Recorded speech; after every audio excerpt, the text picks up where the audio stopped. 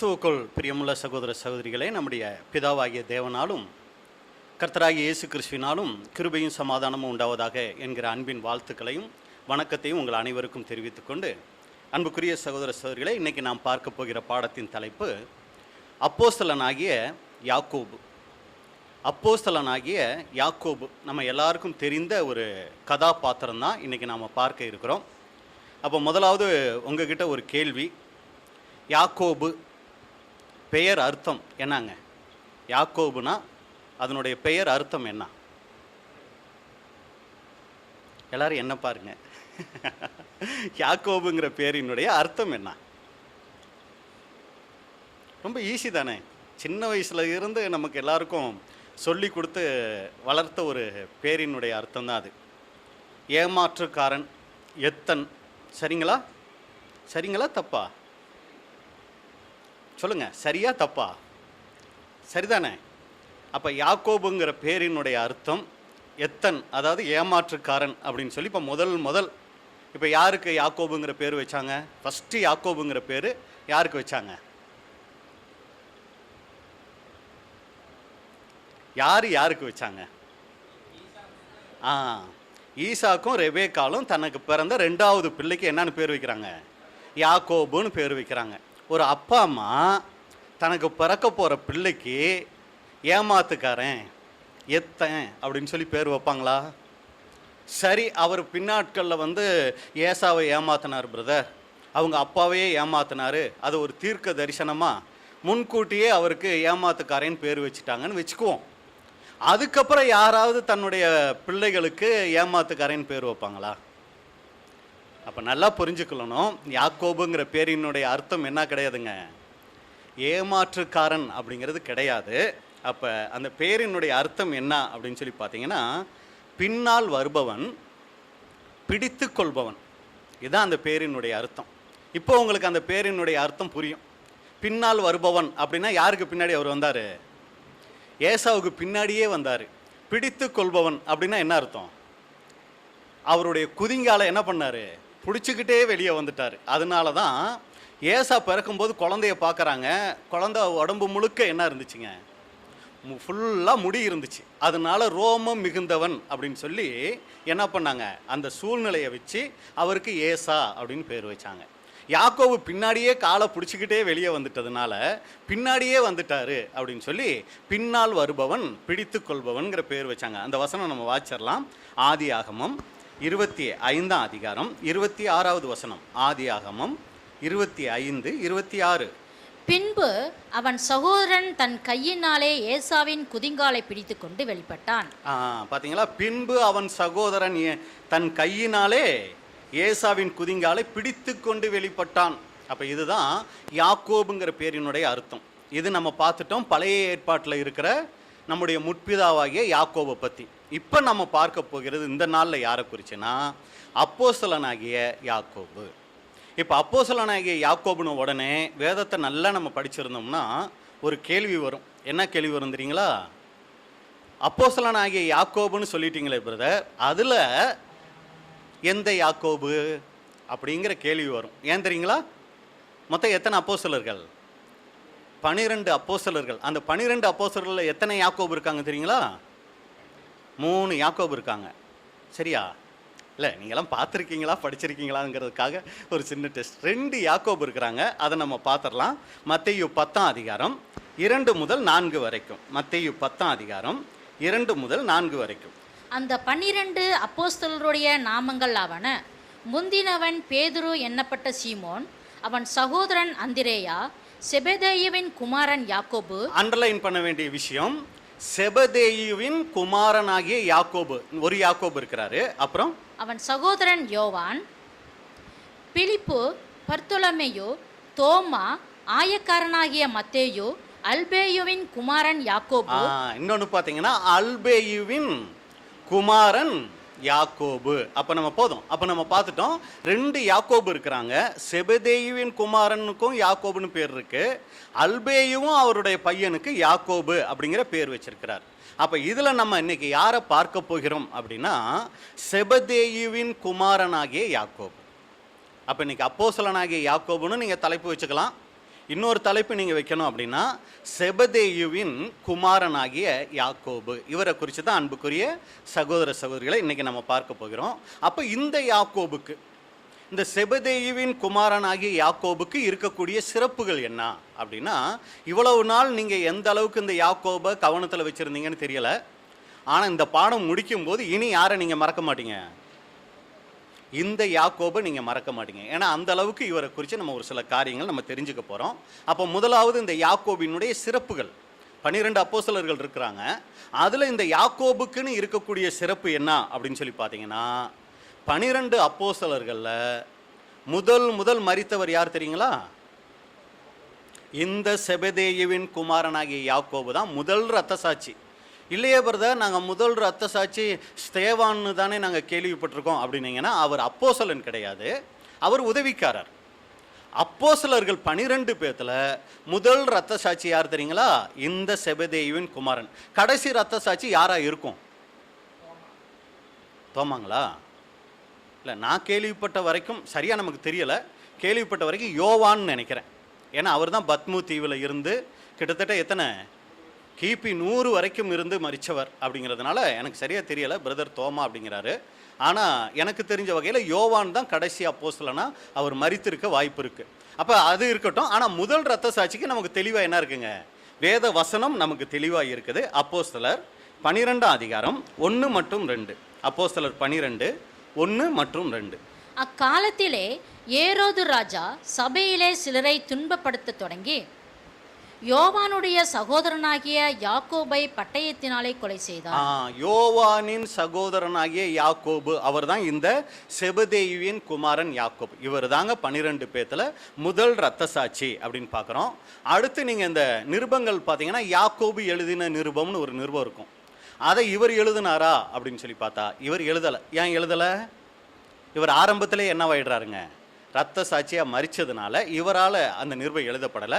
அப்போ அதை எழுதினது யாராக இருக்கணும் அப்படின்னா, ஒரு சமயம் வேத வல்லுநர்கள் சொல்லும்போது அல்பேயுவின் குமாரன் யாக்கோபு தான் அந்த யாக்கோபு நிருபத்தை எழுதியிருக்கணும் அப்படின்னு கூட சொல்கிறாங்க. அடுத்து நீங்கள் பார்த்தீங்கன்னா, இவர் தொழில், இந்த செபதேயுவின் குமாரன் யாக்கோபினுடைய தொழில் என்ன அப்படின்னு சொல்லி நீங்கள் பார்த்தீங்கன்னா, இவர் ஒரு மீனவர், மீன் பிடிக்கிற தொழிலை செய்தவர். லூக்கா 5ஆம் அதிகாரம் 10வது வசனம். லூக்கா 5:10. சீமோனுக்கு கூட்டாளிகளான செபதேயுவின் குமாரராகிய யாக்கோபும் யோவானும் அந்தபடியே பிரமித்தார்கள். போதும். அப்போ இந்த வசனத்தில் நமக்கு ஒரு சில இந்த யாக்கோபை குறித்து தெரிஞ்சுக்கிறோம். இந்த யாக்கோபினுடைய அப்பா பேர் என்னது? செபதேயு. இவங்களுக்கு, இந்த செபதேயுவுக்கு 2 பசங்க இருந்திருக்கிறாங்க. ஒருத்தர் இந்த யாக்கோபு, இவருக்கு கூட பிறந்த ஒரு தம்பி இருக்கிறார். அவர் யாருங்க? நமக்கு மிகவும் அறிமுகமான யோவான் அப்போஸ்தலன் இருக்கார் பாருங்க, அவரும் கூட இவருடைய தம்பி அப்படின்னு பார்க்குறோம். அடுத்து இந்த யாக்கோபுக்கு பெஸ்ட் ஃப்ரெண்டு ஒருத்தர் இருக்கிறார், கூட்டாளி. யாருங்க அவரு? பேதுரு. அப்போ பாருங்க, இந்த 3 பேர் பாருங்க கரெக்டாக வந்துடுறாங்க. பேதுரு, யாக்கோபு, யோவான். இந்த 3 பேரும் என்ன ஆயிருக்காங்கன்னா ஒரே, அதாவது ரொம்ப ஐக்கியம் உள்ளவங்களாக இருந்திருக்கிறாங்க அப்படின்னு நம்ம பார்க்குறோம். அடுத்து நம்ம பார்த்துட்டோம் யோவானுடைய சகோதரர் இவர். அடுத்து இந்த யாக்கோபுக்கு இருக்கக்கூடிய மிகப்பெரிய ஒரு சிறப்பு என்னன்னா, இயேசு கிறிஸ்து முக்கியமாக ஒரு சில இடங்களுக்கு போகும்போது 12 பேரையும் கூட்டிகிட்டு போக மாட்டார், 3 பேரை கூட்டிகிட்டு போவார். சரிங்களா? ஒரு சாவுக்கு உயிர்ப்பல் திருப்பணும், ஒரு பொண்ணு இறந்துருது, 100க்கு அதிபதி வீட்டுக்கு போகிறாரு, அங்கே ஒரு பெண்ணை சுகப்படுத்துகிறாரு. அடுத்து நீங்கள் பார்த்தீங்கன்னா மறுரூப மலைக்கு போகிறாரு, கெத்செமனே தோட்டத்துக்கு போகிறாரு. விசேஷமாக ஒரு 3 பேரை கூட்டிகிட்டு போவார். அது யார் தெரியுங்களா? இந்த 3 பேர், யாக்கோபு, யோவான், பேதுரு. இவங்க 3 பேரை தான் கூட்டிகிட்டு போவார். அந்த வகையில் இந்த யாக்கோபு சிறப்பு பெற்றவர் அப்படின்னு கூட நம்ம பார்க்குறோம். அப்போ ஆண்டவருக்கு மிக பிரியமாக இருந்த 3 பேர்த்தில் ஒருத்தர் இந்த யாக்கோபு. இப்போ இந்த யாக்கோபினுடைய சிறப்பை மறுபடியும் நம்ம சொல்லிடலாம். முதல் இரத்த சாட்சி இவர். அடுத்து இவர் ஒரு மீனவர். அடுத்து இவருக்கு பெஸ்ட் ஃப்ரெண்டாக பேதுரு இருந்திருக்கிறாரு. இவருக்கு கூட பிறந்த சகோதரன் யாருன்னா யோவான். இயேசு கிறிஸ்துவுக்கு மிக நெருக்கமான 3 பேர்த்தில் இவரும் ஒருத்தர் அப்படிங்கிறத நம்ம பார்க்குறோம். இப்போ பொதுவாக இந்த 3 பேர்த்தில் பேதுருவை பற்றி நம்ம நிறைய கேள்விப்பட்டிருப்போம், படிச்சிருப்போம். யோவானை குறித்து நிறைய படிச்சிருப்போம், கேள்விப்பட்டிருப்போம். ஏன்? இவங்க 2 பேருமே நிருபங்கள் எழுதியிருக்கிறாங்க. அடுத்து இவங்க 2 பேரும் உடனே மறிக்கலை, ரொம்ப நாள் என்ன பண்ணாங்க? ஊழியங்கள் செஞ்சுருக்கிறாங்க. ஆனால் இந்த யாக்கோபு எந்த ஊழியமும் செஞ்ச மாதிரி நமக்கு வசனங்கள் இல்லைங்க. அதனால் இந்த யாக்கோபை பற்றி நம்ம அதிகமாக தெரிஞ்சிருக்க மாட்டோம். ஆனால் இன்றைக்கி இந்த யாக்கோபை குறித்து ஒரு சில காரியங்கள், அதில் தேவனுடைய பிள்ளைகளான நமக்குரிய பாடங்கள் என்ன அப்படிங்கிறத என்ன பண்ண போகிறோம்னா இன்றைக்கி நம்ம பார்க்க போகிறோம். அப்போ முதல் காரியம், இந்த செபதேயுவின் குமாரனாகிய யாக்கோபு கிட்ட இருந்து நம்ம கற்றுக்கொள்ளக்கூடிய காரியம் என்னன்னா, இவருடைய அழைப்பு. இந்த யாக்கோபை ஆண்டவராகிய இயேசு கிறிஸ்து அழைக்கிறார் அப்போஸ்தலரா, தன்னுடைய சீசரா. அப்போ ஒரு சில சம்பவங்கள் நடக்குது. அதை வைத்து முதல் காரியம் நம்ம கற்றுக்கொள்ள போகிறோம். மத்தேயு 4 அதிகாரம் 21, 22. மத்தேயு 4, 21 மற்றும் 22. அவர் அவ்விடம் விட்டு போகையில் வேறே 2 சகோதரராகிய செபெதேயுவின் மகன் யாக்கோபும் அவன் சகோதரன் யோவானும் தங்கள் தகப்பன் செபெதேயுடனே படவிலிருந்து தங்கள் வலைகளை பழுது பார்த்து கொண்டிருக்கிற போது அவர்களை கண்டு அவர்களையும் அழைத்தார். அன்புக்குரிய சகோதர சொல்ல, இந்த வசனத்தை நல்லா கவனிங்க. ஆண்டவராக இயேசு கிறிஸ்து அப்படியே கடற்கரை ஓரமாக போயிட்டு இருக்கிறாரு. அதுக்கு முன்னாடி ஒரு நிகழ்ச்சி நடந்திருக்குது. பின்பு அவர் அப்படி கடந்து போகும்போது அப்படியே அந்த கடற்கரையில் பார்க்குறாரு. முக்கியமாக யாக்கோபும் யோவானும் அங்கே இருக்கிறாங்க. அவங்க என்ன பண்ணிக்கிட்டு இருந்தாங்க அப்படின்னு சொல்லி நீங்கள் பார்த்தீங்கன்னா, என்ன பண்ணிக்கிட்டு இருந்தாங்கங்க? தகப்பனுடைய வலையை பழுது பார்த்துக்கிட்டு இருந்தாங்க. அதை இயேசு கிறிஸ்து என்ன பண்ணாராம்? கண்டு அப்படின்னு அந்த வசனம் சொல்லுது. நல்லா கவனிச்சிங்களா அந்த வசனத்தை? அப்போ இதில் நம்ம தெரிஞ்சுக்கிற ஒரு விஷயம், இங்கே தான் என்ன பண்ணுறாருனா, யாக்கோபை இயேசு கிறிஸ்து தம்முடைய ஊழியத்துக்கு அழைக்கிறார். அப்போ இதில் நம்ம முக்கியமாக தெரிஞ்சுக்க வேண்டிய விஷயம் என்னென்னா, இந்த யாக்கோபுக்கிட்ட இருக்கிற முக்கியமான ஒரு குணலட்சணம் பொறுப்பு. என்ன பொறுப்பு அப்படின்னா, இவங்க அப்பா வந்து ஒரு ஓனர். எதுக்கு ஓனரு? படகுக்கு ஓனர். இப்போ நைட்டு முழுக்க என்ன பண்ணியிருக்காங்கன்னா, மீன் பிடிச்சிட்டு வந்திருக்கிறாங்க. கரைக்கு வந்துட்டாங்க. மீனை விற்கிறதுக்கு ஒரு சில காரியங்கள் பண்ணிட்டாங்க. இவங்க உடனே நைட்டு பூரா மீன் பிடிச்சோன்னு சொல்லிட்டு எங்கே போயிடல, ரொம்ப டயர்டாக இருக்குன்னு வீட்டுக்கு போயிடல, இவங்க வலைகளை பழுது பார்த்துக்கிட்டு இருக்கிறாங்க. ஒரு பொறுப்பு நிறைந்தவர்களா இந்த யாக்கோபும் யோவானும் இருக்கிறாங்க. அதில் விசேஷமாக யாக்கோபை குறித்து நம்ம இப்போ பார்க்கறதுனால ஒரு பொறுப்புள்ள ஒரு மனிதராக யாக்கோபு இருந்திருக்கிறார். அதை இயேசு கிறிஸ்து கண்டு அப்புறம் என்ன பண்ணியிருக்கிறாரு? அவர்களை தன்னுடைய ஊழியத்துக்கு அழைச்சிருக்கிறார். அப்போ இதில் நமக்கு என்ன பாடம் தெரியுங்களா? சத்தியத்துக்குள்ளே வந்திருக்கிற தேவனுடைய பிள்ளைகளான நாம், நமக்குள்ளே இருக்க வேண்டிய முக்கியமான ஒரு குணலட்சணம் என்ன தெரியுங்களா? பொறுப்பு. ஒரு பொறுப்புள்ளவர்களாக இருக்கணும். ஒரு கணவன் அப்படின்னா அந்த கணவன் எப்படிப்பட்டவராக இருக்கணும்? பொறுப்புள்ளவராக இருக்கணும். ஒரு மனைவி அப்படின்னா அவங்க சத்தியத்துக்குள்ளே இருக்கும்போது ஒரு பொறுப்புள்ள சகோதரியாக இருக்கணும். ஒரு சமயம் பிள்ளைகளாக இருந்தால் பெற்றோருக்கு அவங்க பொறுப்புள்ளவங்களாக இருக்கணும். ஒரு வேலையில் அவங்க பொறுப்புள்ளவங்களாக இருக்கணும். சபைகளில் ஒரு பொறுப்புள்ளவங்களாக இருக்கணும். இப்படி எல்லா இடத்துலையும் அவங்க பொறுப்புள்ளவர்களாக இருக்கணுங்க. தேவன் சும்மா வழியில் போகிறவங்களையெல்லாம் அழைச்சிறதில்ல. நம்ம ஒரு கேள்வி கேட்கலாம். அந்த கலிலேயாவில் இருந்து தான் கிட்டத்தட்ட என்ன பண்ணுறாருனா 11 பேரை என்ன பண்ணுறாரு? அப்போஸ்தலர்கள் அழைக்கிறார். ஒருத்தர் தான் யூதேயாவில் அழைக்கிறார், யூதாஸ் காரியோத்து. அப்போ அத்தனை பேர் இருக்கும்போது ஏன் இவங்களை விசேஷமாக அழைத்தார் அப்படின்னா, சகோதரர்கள் சொல்லும்போது அவங்கக்கிட்ட இருந்த முக்கியமான ஒரு குணலட்சணம் தாழ்மை. இன்னொரு ஒரு குணலட்சணம் என்ன தெரியுங்களா? பொறுப்புணர்வு அவங்கக்கிட்ட இருந்துச்சுங்க. தேவன் பொறுப்பில்லாதவர்களை தம்முடைய ஊழியத்துக்கு அழைக்கிறது இல்லை. ஒரு சமயம் நம்ம சத்தியத்துக்குள்ளே வந்திருக்கலாம். தேவனால் நல்லா பயன்படுத்தப்படணும் அப்படின்னா நமக்குள்ளே இருக்க வேண்டிய முக்கிய குணலட்சணம் பொறுப்புள்ளவங்களாக இருக்கணும். என் பிரதர் எங்கள் வீட்டுக்காரரை பற்றி கேட்குறீங்க, அவருக்கு ஒரு பொறுப்பே இல்லைங்க. ஐயோ என் மனைவிங்க கல்யாணம் பண்ணி வந்துட்டேன், ஆனால் அவங்கக்கிட்ட ஒரு பொறுப்பே இல்லைங்க. இந்த மாதிரி வார்த்தைகள் நம்ம வாங்கிடக்கூடாது. அன்புக்குரிய சகோதர சகோதரிகளே, ஆண்டவர் பாருங்க, ஆதாமை படைத்த உடனே முதலாவது அவருக்கு என்னத்தை கொடுத்தாரு? ஏவாளை கொடுத்தார். அப்படிங்களா? என்ன கொடுத்தாருங்க? ஏதேன் தோட்டத்தில் காவல்காரரா, அதாவது அந்த ஏதேன் தோட்டத்தை காக்கக்கூடியவராய், அந்த ஏதேன் தோட்டத்தை பண்படுத்தக்கூடியவராய், ஒரு பொறுப்புள்ளவராக அவரை வச்சாருங்க. அந்த பொறுப்புக்கு அப்புறம்தான் அவருக்கு என்ன தெரியுங்களா பண்ணார்?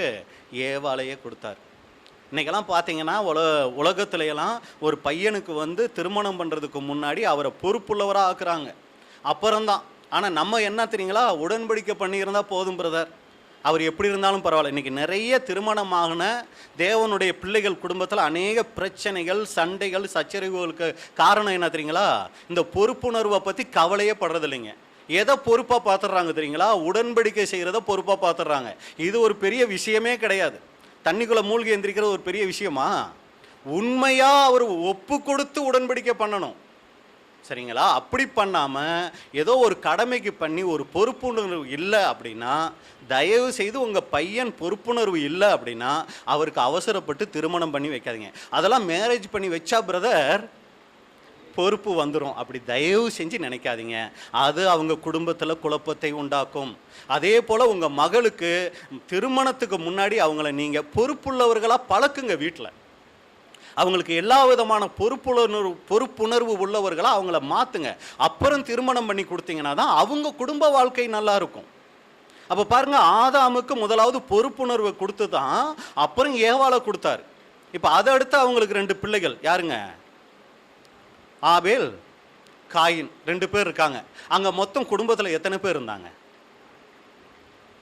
எல்லாம் இருக்கீங்களா? நான் ஏதேன் தோட்டத்தில் இருந்த ஆதாம் ஏவாளை பற்றி கேட்டுட்ருக்கிறேன். ஆதாம் ஏவாள் அப்புறம் எத்தனை பேர் இருக்காங்க? காயின், ஆபேல். எத்தனை பேர் தான் இருக்காங்க? 4 பேர் தான் இருக்கிறாங்க. இந்த 4 பேர், ஒரு சமயம் பெண் பிள்ளைகள் இருந்தாங்களா நமக்கு தெரியாது, இந்த 4 பேரே கணக்கில் வச்சுக்கலாம். இந்த 4 பேர்த்துக்கு எத்தனை பேர் வேலைக்கு போகணும், எத்தனை பேர் சம்பாதிக்கணும்? 4 பேர் தான் இருக்காங்க. அங்கே வேலை செய்கிறதுக்கு பெரிய வேலையெல்லாம் ஒன்றும் கிடையாது. என்ன பண்ணியிருந்தா போதும்? ஆதாம் ஒருத்தர் கஷ்டப்பட்டிருந்தா போதுங்களா? இல்லை காயின் மூத்த பிள்ளையை மட்டும் வேலைக்கு அனுப்பிச்சிருந்தா போதுமா? எத்தனை பேர் வேலை செஞ்சாங்க? ஆதாமும் அங்கே ஏதோ ஒரு வேலை செஞ்சுக்கிட்டு இருந்தார். ஆனால் முக்கியமாக காயினும் ஆபேலும் என்ன பண்ணிக்கிட்டு இருந்தாங்க? வேலை செஞ்சாங்க. யார்? காயின் என்ன வேலை செஞ்சாருங்க? நிலத்தை பயிரிடுகிற வேலையை செய்து கொண்டு இருந்தார். காயின் என்ன பண்ணிக்கிட்டு இருந்தார்? காயின் நிலத்தை பயிரிடுகிற வேலையை செஞ்சுக்கிட்டு இருந்தார். ஆபேல் மந்தையை மேய்க்கக்கூடிய வேலையை செஞ்சுக்கிட்டு இருந்தார். பாருங்க, ஒரு 4 பேர் தான் இருக்கிறாங்க. 4 பேர்த்துல 3 பேர் என்ன பண்ணிக்கிட்டு இருக்கிறாங்க?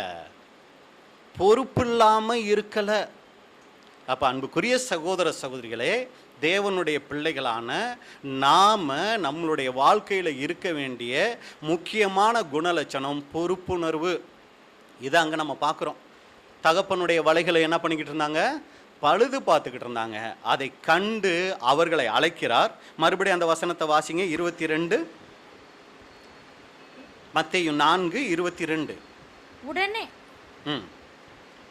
உடனே அவர்கள் படவையும் தங்கள் தகப்பனையும் விட்டு அவருக்கு பின் சென்றார்கள். அடுத்து இந்த யாக்கோபு கிட்ட பார்க்குற அருமையான காரியம் உடனே.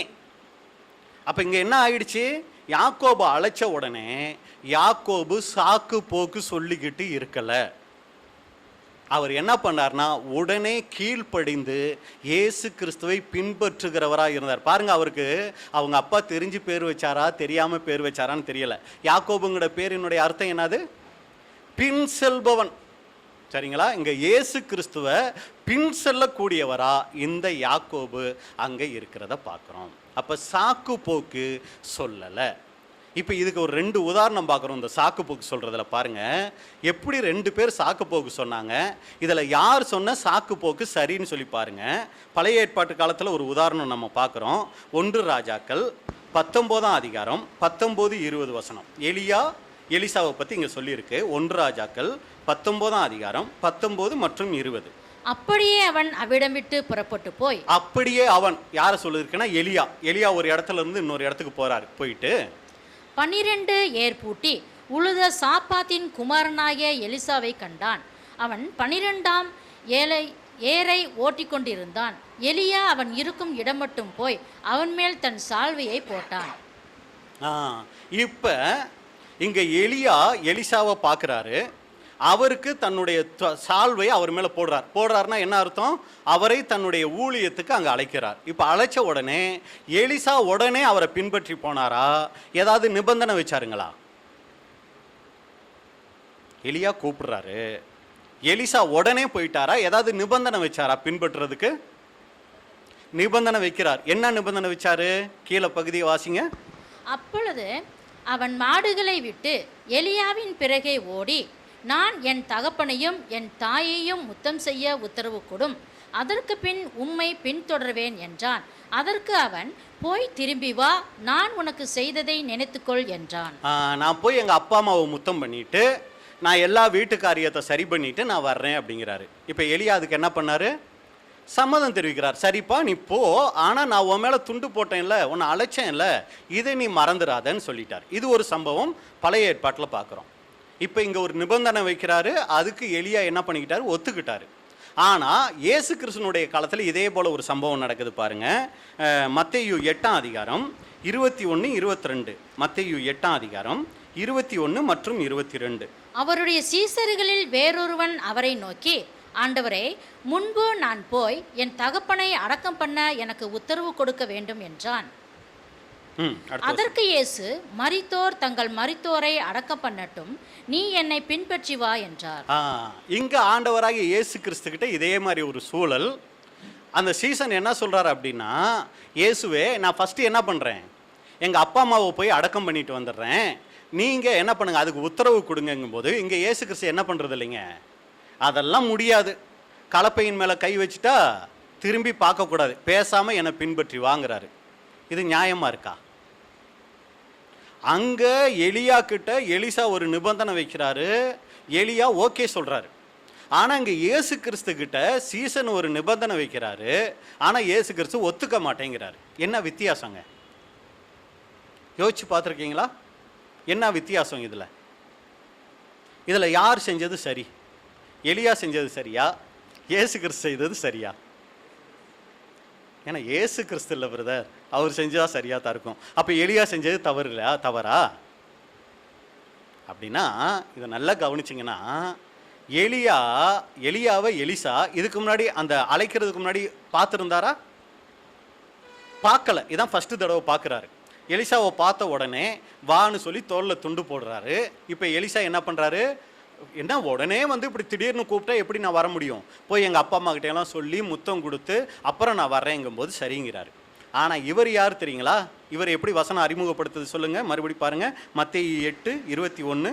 அவருடைய சீசர்களில் வேறொருவன் அவரை நோக்கி, அவருடைய சீசர்களில் இவர் ஆல்ரெடி என்ன ஆயிருந்தாரு, சீசனாவே ஆயிட்டாரு. இவர் சீசன் ஆகிறதுக்கு முன்னாடி போய் இயேசு கிறிஸ்து கூப்பிட்டு இங்கே வாப்பான்னு கூப்பிடும்போது இல்லை, நான் போய் எங்கள் அப்பா அம்மாவை அடக்கம் பண்ணிட்டு வரேன்னு சொல்லியிருந்தா இவர் என்ன பண்ணியிருப்பார், இயேசு கிறிஸ்து சரி போயிட்டு வான்னு இருந்திருப்பார். இவர் ஆல்ரெடி என்ன தெரியுங்களா ஆயிருக்கிறாரு, தன்னைத்தான் வெறுத்து சிலுவையெல்லாம் எடுத்து இப்போ என்ன பண்ணிட்டாரு, இயேசு கிறிஸ்துவை பின்பற்ற வந்துட்டாரு. வந்த பின்னாடி இப்போ கேட்குறாரு, நான் போய் என்ன பண்ணுறேன், எங்கள் அப்பா அம்மாவை அடக்கம் பண்ண. அப்போ ஒரு அப்பா அம்மாவை அடக்கம் பண்ணுறது கூட தப்பா அப்படின்னா, சகோதரர்கள் சொல்லும்போது இப்போ இவங்க அப்பா அம்மா சாகலையாம், இவருக்கு வந்த பின்னாடி ஒரு ஓம் சீக்கு வந்துருச்சு. ஐயோ எங்கள் அப்பா அம்மா அப்படியெல்லாம் யோசிச்சுட்டு அவங்க செத்த பின்னாடி அடக்கம் பண்ணிட்டு அப்புறம் நான் வர்றேங்கிறாரு. சரிங்களா? அதனால தான் இயேசு கிறிஸ்துங்க என்ன, ஏன்னா தன் தகப்பனையும் தாயும் என்ன பண்ணணும், கனம் பண்ணுகிறது பூலோகத்தில் இருக்கிற முதல் கற்பனை. அதை இயேசு கிறிஸ்து வேண்டான்னு சொல்ல மாட்டார். ஆனால் இவர் என்ன ஆயிட்டார்னா, சீசனாக வந்துட்டு அதுக்கப்புறம் இவர் என்ன பண்ணுறாருனா ஒரு வித சாக்கு போக்குகள் அங்கே சொல்கிறார்.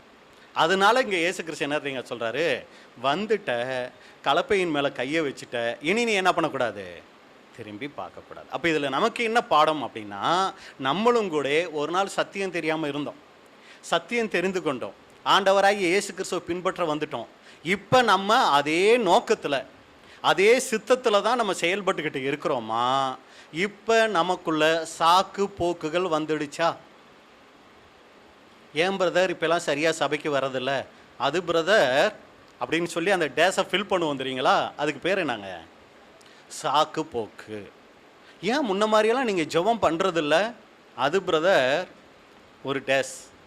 இப்படி ஆவிக்குரிய காரியங்களை நம்ம கேட்கக்கூடிய நிறைய விஷயங்களுக்கு எதுக்கெல்லாம் நம்ம எக்ஸ்கியூஸ் சொல்லிக்கிட்டு இருக்கிறோமோ, இதுக்கு பேர் தான் அன்புக்குரிய சகோதர சகோதரிகளே சாக்கு போக்கு.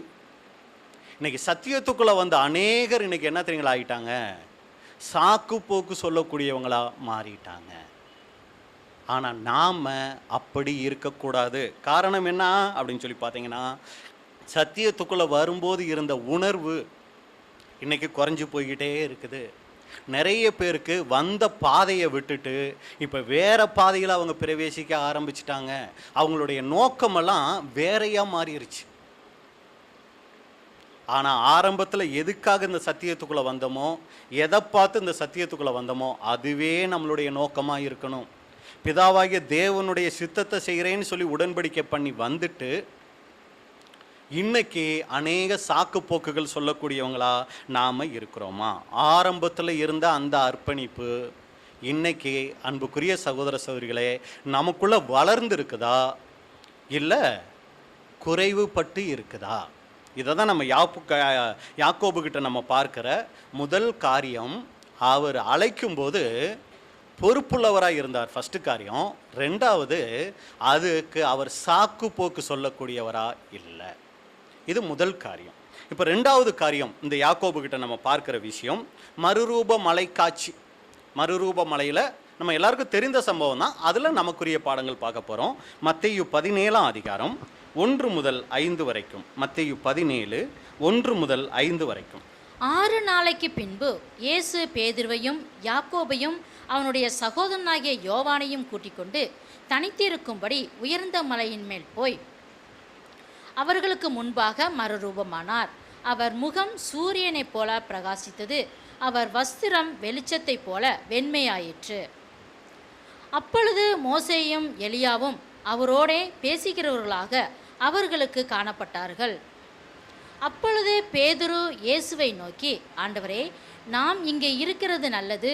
உமக்கு சித்தமானால் இங்கே உமக்கு ஒரு கூடாரமும் மோசேக்கு ஒரு கூடாரமும் எலியாவுக்கு ஒரு கூடாரமுமாக 3 கூடாரங்களை போடுவோம் என்றான். அவன் பேசுகையில், இதோ ஒளியுள்ள ஒரு மேகம் அவர்கள் மேல் நிழலிட்டது. இவர் என்னுடைய நேசகுமாரன், இவரில் பிரியமாயிருக்கிறேன், இவருக்கு செவி கொடுங்கள் என்று அந்த மேகத்திலிருந்து ஒரு சத்தம் உண்டாயிற்று. அன்புக்குரிய சகோதர சகோதரிகளே, இந்த சம்பவம் நம்ம எல்லாருக்கும் தெரிந்த ஒரு சம்பவம். இந்த யாக்கோபு, யோவான், பேதுரு இவங்க 3 பேரை மட்டும்தான் என்ன பண்ணுறாருன்னா அந்த மறுரூப மலைக்கு கூட்டிகிட்டு போகிறாரு. அந்த மறுரூப மலைக்கு கூட்டிக்கிட்டு போனப்போ அங்கே என்ன நடந்துச்சு அப்படிங்கிறது தான் இந்த வசனங்களில் பார்க்குறோம். அப்போ முதலாவது இங்கே நம்ம பார்க்குற காரியம் என்னென்னா 6 நாளைக்கு பின்பு. அப்போ அதில் கேள்வி கேட்கணுன்னா இந்த வசனத்தை எப்படி கேள்வியாக கேட்குறது? 6 நாளைக்கு பின்பு அப்படிங்கிறத. அப்போ 6 நாளைக்கு முன்பு என்ன நடந்துச்சு அப்படின்னா, ஆண்டவராகிய இயேசு கிறிஸ்து தன்னுடைய மரணத்தை பற்றி சொல்கிறாரு. எப்படி தான் மரிக்க போகிறோம் அப்படிங்கிறத பற்றி சொல்கிறாரு. மத்தேயு 16ஆம் அதிகாரம் 21வது வசனம். மத்தேயு 16:21. அது முதல் இயேசு தாம் எருசலேமுக்கு போய் மூப்பராலும் பிரதான ஆசாரியராலும் வேதபாரகராலும் பல பாடுகள் பட்டு கொலையுண்டு 3ஆம் நாளில் எழுந்திருக்க வேண்டும் என்பதை தம்முடைய சீசர்களுக்கு சொல்ல தொடங்கினார். பார்த்தீங்களா, தன்னுடைய மரணத்தை பற்றி பேசுகிறாரு. இதுக்கப்புறம் 6 நாள் கழித்து தான் இந்த 3 பேரையும் என்ன பண்ணுறாருன்னா மறுரூப மலைக்கு கூட்டிகிட்டு போகிறாரு. அந்த மறுரூப மலையில் போயிட்டு அவர் என்ன ஆகுறாரு? மறுரூப மலை இல்லை, இவர் மறுரூபம் ஆனதுனால அது என்ன ஆயிடுச்சு? மறுரூப மலையாக மாறிடுச்சு. இப்போ அங்கே போய் இவருக்கு அவங்க முன்னாடி என்ன ஆகுறாருன்னா மறுரூபம் ஆகிறார். இது ஒரு மிகப்பெரிய காட்சி. அதை நம்ம கற்பனை பண்ணி பார்க்க முடியாது. அது எப்படி இருந்திருக்கும்னு நமக்கு தெரியலை. அது யாருக்கு தான் நல்லா தெரியும்? இந்த 3 பேருக்கு தான் அதனுடைய நிகழ்ச்சி எப்படிங்கிறது தெரியும். பாருங்கள், இதை பேதுரு சொல்லும்போது ரொம்ப வியப்பாக சொல்கிறாரு தன்னுடைய நிருபத்தில் எழுதும்போது. 2 பேதுரு 2ஆம் அதிகாரம் 17-18. 2 பேதுரு 2:17 மற்றும் 18. இவர் என்னுடைய நேசகுமாரன், இவரிடத்தில் பிரியமாய் இருக்கிறேன் என்று சொல்லுகிற சத்தம் உன்னதமான மகிமையிலிருந்து அவருக்கு உண்டாகி. பாருங்க, பிதாவாகிய தேவனுடைய சத்தத்தையே கேட்டிருக்கிறாங்க. எவ்வளோ பெரிய ஒரு பாக்கியம்! ஒருவரும் கண்டிராதவரும் காணக்கூடாதவருடைய சத்தத்தை இவங்க கேட்டிருக்கிறாங்க. என்னன்னு கேட்டிருக்கிறாங்க? இவர் என் நேசகுமாரன், இவரில் பிரியமாயிருக்கிறேன், இவருக்கு செவி கொடுங்கள் அப்படிங்கிற சத்தத்தை இந்த யாக்கோபு கேட்டிருக்கிறார். சரிங்களா? அதை பேதுரு எழுதுறார், வாசிங்க. அவரோடு கூட நாங்கள் பரிசுத்த பர்வதத்தில் இருக்கையில், நாங்கள் 3 பேர் அவரோட அந்த பரிசுத்த பர்வதத்தில் இருக்கையில் வானத்திலிருந்து பிறந்த அந்த சத்தத்தை கேட்டோம். அந்த சத்தத்தை நாங்கள் கேட்டோம். எவ்வளோ பெரிய ஒரு பாக்கியம்! அப்போ இதை எதுக்காக இந்த 3 பேருக்கு விசேஷமாக பிதாவாகிய தேவன் அங்கே அதை காமிச்சாரு. இயேசு கிறிஸ்துவும் கூட எதுக்கு மறுரூபமாகி காமிச்சார் அப்படின்னா, ஏற்கனவே இவங்களுக்கு இயேசு கிறிஸ்து தேவனுடைய குமாரன்கிற விசுவாசம் இருக்குது. ஏன்னா இப்போ இயேசு கிறிஸ்து என்னை யாருன்னு நீங்கள் கேட்குறீங்கும்போது பேதுரு என்ன சொன்னாருங்க? நீர் ஜீவனுள்ள தேவனுடைய குமாரன்னு சொல்லியிருக்கிறாரு. அப்போ ஏற்கனவே இவங்களுக்குள்ள அந்த விசுவாசம் இருக்குது. அதை எங்கள் பிதாவாகிய தேவன் என்ன தெரியுங்களா பண்ணுறாரு? உறுதிப்படுத்தி காமிக்கிறார். ஆமாம், நீங்கள் சொன்னது சரிதான், இவர் என்னுடைய நேசகுமாரன் தான். எப்படி? இவர் என் நேசகுமாரன் என்ன பண்ணுறாரு? அங்கே பிதாவாகிய தேவனே சொல்கிறார். அப்போ இவங்களுக்கு அது ஒரு மிகப்பெரிய விசுவாசம் அவங்களுக்குள்ள அங்கே வருது. அடுத்து நீங்கள் பார்த்தீங்கன்னா, இயேசு கிறிஸ்து மரித்த பற்றி பேசினார். இவர் மரித்தாலும் மறுபடி பரலோகம் போவாருங்கிற அந்த ஒரு விலையேற பெற்ற விசுவாசம் இவங்களுக்குள்ள அங்கே என்ன ஆகுதுன்னா உருவாகுது. இப்போ நம்மளுடைய கேள்வி என்ன அப்படின்னு சொல்லி பார்த்தீங்கன்னா, எதுக்காக இந்த 3 பேருக்கு மட்டும் விசேஷமா, அதில் நம்ம பார்த்துட்டு வர கதாபாத்திரம் யாருங்க? யாக்கோபு. ஏன் யாக்கோபுக்கு விசேஷமா இதை காமிக்கணும் அப்படின்னு சொல்லி பார்த்தீங்கன்னா, 12 அப்போஸ்தலர்கள் இருக்கும்போது இந்த மாதிரி 3 பேரை மட்டும் தனியாக கூட்டிகிட்டு போயிட்டு ஒரு சில காரியங்களை காமிச்சா 9 பேருக்கு கோபம் வருமா, கோபம் வராதா? இப்போ அந்த 12 பேர்த்துல நம்மளும் ஒருத்தராக இருந்தோம்னு வச்சுக்கோங்க. இப்போ ஒரு 12 சகோதரர்கள் இங்கே இருக்கிறாங்க. இப்போ ஒரு சகோதரர் வந்து, பிரதர் நீங்கள் 3 பேர் மட்டும் வாங்க அப்படின்னு அவங்கள தனியாக கூட்டிகிட்டு போயிட்டு தனியாக டீயோ காஃபியோ சாப்பாடோ வாங்கி கொடுத்து கூட்டிக்கிட்டு வந்தார்னு வைங்க. மற்ற 9 பேர் என்ன நினைப்போம்? என்னடா இவர் அன்புள்ளவருங்கிறாரு, பச்சைபாதம் இல்லைங்கிறாரு, ஆனால் விசேஷமாக என்ன பண்ணிக்கிட்டு இருக்கிறாரு? இந்த 3 பேரை மட்டும் தனியாக கூட்டிகிட்டு போய்கிட்டே இருக்கிறாரு. சந்தேகம் வருங்களா, வராதா? ஆனால் இந்த 9 பேரும் ஏதாவது எங்கேயாவது முறுமுறுத்த மாதிரி இருக்கா? இல்லையே. அப்போ என்ன அர்த்தம்னா, அந்த 9 பேருமே என்ன ஆகிருக்கிறாங்கன்னா இதை அங்கீகரிச்சிருக்கிறாங்க. கரெக்டு தான். அந்த 3 பேரை இயேசு கிறிஸ்து எங்கே போனாலும் கூட்டிகிட்டு போகிறதுக்கு ஒரு அர்த்தம் இருக்குது அப்படின்னு அவங்களே என்ன ஆகிருக்கிறாங்க, அதில் ஒரு சமாதானம் ஆகிருக்கிறாங்க. இல்லைன்னா கண்டிப்பாக யூதாஸோ இல்லை தோமாவோ யாராவது ஒருத்தர் என்ன பண்ணியிருக்கணும், ஆண்டவரே உங்கள் மேலே எங்களுக்கு ரொம்ப வருத்தமாக இருக்குது, ஏன் நீங்கள் எங்கே போனாலும் இந்த 3 பேரை தான் விசேஷமாக கூட்டிகிட்டு போகிறீங்க, எங்களையெல்லாம் நீங்கள் கண்டுக்கவே மாட்டேங்கிறீங்க, அப்படி என்ன இவங்க 3 பேர்கிட்ட ஸ்பெஷலு கேட்டிருப்பாங்க இல்லைங்களா? ஆனால் அப்படி யாரும் கேட்ட மாதிரியோ முறுமுறுத்த மாதிரியோ இல்லையே. அப்போ ஏன் இயேசு கிறிஸ்து இந்த 3 பேருக்கு மட்டும் அவ்வளோ முக்கியத்துவம் கொடுத்தார் அப்படின்னா, அங்கே முக்கியமான ஒரு காரியம் சகோதரர் சொல்லும்போது என்ன சொல்கிறார் அப்படின்னா, இந்த 3 பேர்கிட்ட இருந்துச்சுங்கன்னா முக்கியமான 3 காரியம் என்னன்னா, விசுவாசம், வைராக்கியம், ஆர்வம். இது மற்ற 9 பேரை விட இந்த 3 பேர்கிட்ட அதிகமாக இருந்துச்சுங்களாம். இப்போ நம்மளே இத்தனை பேர் இருந்தாலும் ஒரு சிலருக்கு வந்து தேவன் வந்து பிரசங்க ஊழியத்தை கொடுத்துருப்பாரு. அவங்க தேவனுடைய ஊழியத்தை நல்ல விதமாக செஞ்சிட்ருப்பாங்க, பல இடங்களுக்கு போய் செய்வாங்க. ஒரு சிலருக்கு சபையை நடத்தக்கூடிய ஊழியம் கொடுத்துருப்பாரு. ஒரு சிலருக்கு உதவிக்கார ஊழியத்தை கொடுத்துருப்பாரு. தண்ணி, சகோதர சகோதரிகளுக்கு தண்ணி, இந்த மாதிரி சபையை ஒழுங்குபடுத்துகிற காரியங்கள், இந்த ஊழியங்களை ஒரு சிலருக்கு கொடுத்துருப்பாரு. அப்போ அந்த ஊழியம் செய்கிறவர் தெளிவாக இருப்பார். பிரதர் மாதிரி நம்மளால் என்ன பண்ண முடியாது, மெசேஜ் கொடுக்க முடியாது. அவரை போல் எல்லா இடங்களுக்கும் போய் வர அளவுக்கு நமக்கு சரீரத்தில் என்ன இருக்காது, பலகீனம் இருக்குது, முடியாது. அதனால தேவன் அவங்கள பயன்படுத்துகிறார். நன்றி. அப்போ பாருங்கள், ஒவ்வொருத்தர் எந்தெந்த தாளந்து உள்ளவங்களாக இருக்கிறாங்களோ, யார் யார் ஆவிக்குரிய ஜீவத்தில் வளர்கிறாங்களோ அவங்கள தேவன் அதிகமாக பயன்படுத்துவார். அவர்கிட்ட பச்சைபாதமே கிடையாது. ஒன்றா 10 பேர் உடன்படிக்கை செஞ்சுருப்பாங்க, ஒன்றா சபைக்குள்ளே வந்திருப்பாங்க, ஆனால் 10 பேர் ஒன்று போலவே வளர்ச்சிக்குள்ளே இருப்பாங்களா? இருக்க மாட்டாங்க. ஏன்னா அந்த 10 பேர்த்துல யார் ஒருத்தர் சரியான தீர்மானங்கள் எடுக்கிறாங்களோ அவங்க தாங்க வளர்ச்சிக்குள்ளே போக முடியும். இப்போ 10 பேர்த்துல 5 பேர் ஒரு சப்ஜெக்ட் கேட்ட உடனேயே, என்ன சப்ஜெக்ட் கேட்டீங்க அப்படின்னு கேட்டால், நல்லா கேட்டோம் பிரதர், நல்ல சப்ஜெக்ட் தான், ஆனால் என்ன கேட்டோன்னு மறந்துருச்சுன்னு 5 பேர் சொல்கிறாங்க. ஆனால் இன்னும் ஒரு 3 பேர் இந்த சப்ஜெக்ட் தான் கேட்டோன்னு சொல்கிறாங்க. ஆனால் ஒரு 2 பேர் சப்ஜெக்டை கேட்டுட்டு மனசுக்குள்ளே வச்சு வீட்டுக்கு போயிட்டு அதுக்காக ஜெபம் பண்ணுறாங்க. ஆண்டவரே, இன்றைக்கி நான் இப்படி ஒரு சப்ஜெக்ட் கேட்டேன், ஆனால் என் வாழ்க்கையில் இவ்வளவு மோசமாக இருக்கிறேன், என்னை மாற்றுங்கப்பான்னு கதறி அழுது ஜெபிக்கிறாங்க. இப்போ இந்த 10 பேர்த்தில் ஆண்டவர் யாரை அதிகமாக பயன்படுத்தினா நியாயமாக இருக்கும்? 10 பேரும் தானே கேட்டாங்க, ஒன்றா தானே கேட்டாங்க, ஒன்றா தானே உடன்படிக்கை பண்ணியிருக்கிறாங்க. ஆனால் தேவன் யாரை பயன்படுத்தினா சரியாக இருக்கும்? 2 பேர் தான். ஏன்? அந்த 2 பேர் தான் சத்தியத்தை கேட்டாங்க, என்ன கேட்டோங்கிறத மனசில் பதிச்சாங்க, அதை வீட்டுக்கும் போய் ஜெபிச்சாங்க, ஜெபிச்சதோடு விட்டுறல, அதன்படி நடக்கிறதுக்கு தங்களை என்ன பண்ணாங்க, அப்பியாசப்படுத்தினாங்க. இப்படி தான் அன்புக்குரிய சகோதர சகோதரிகளே, இன்றைக்கி எல்லாரையும் தேவன் அழைச்சாலும் யார் ஒருத்தர் தனிப்பட்ட முறையில் தீர்மானங்கள் எடுக்கிறாங்கன்னு தேவன் பார்ப்பாருங்க. எல்லாரும் உடன்படிக்கை செஞ்சுருக்கலாம், எல்லாரும் சபைக்கு வரலாம், எல்லாரும் ஜெபம் பண்ணலாம், எல்லாரும் சத்தியம் கேட்கலாம், சரிங்களா? ஆனால் அதை கேட்டு யார் ஒருத்தர் தனிப்பட்ட முறையில் தன்னுடைய வாழ்க்கையில் தீர்மானங்கள் எடுக்கிறாங்க, யாருக்குள்ள அந்த சத்திய வைராக்கியம் இருக்குது, யாருக்குள்ள அந்த சத்தியத்தின் மேலே விசுவாசம் இருக்குது, யாருக்குள்ள அந்த ஆர்வம் இருக்குதோ அவங்கள தான் தேவன் பயன்படுத்த முடியும். எல்லாரையும் தேவன் பயன்படுத்த முடியாது. அப்போ அன்புக்குரிய சகோதர சகோதரிகளே, அப்படியே தேவன் ஒருத்தரை பயன்படுத்துவார். அப்படி வளர்ந்து வரும்போது அவங்களுக்குள்ள பெருமை வந்துடுச்சுன்னு வைங்களேன், அவங்களையும் தேவன் என்ன தெரியுங்களா பண்ணிடுவார், பயன்படுத்தாமல் இருக்க மாட்டார், ஆவியை மட்டும் எடுத்துருவார். அப்புறம் அவங்க சொந்த முயற்சியில் ஊழியங்கள் செய்யலாம். ஆனால் தேவன் ஒருத்தரை பயன்படுத்தணும்னா அவருடைய பரிசுத்த ஆவியை அவங்களுக்கு கொடுக்கணும். இதுதாங்க வித்தியாசம். இன்னைக்கு 10 பேர் ஒன்றா ஞானஸ்நானம் எடுத்து ஒன்றா சபைக்கு வராங்க, ஒன்றா சத்தியம் கேட்குறாங்க.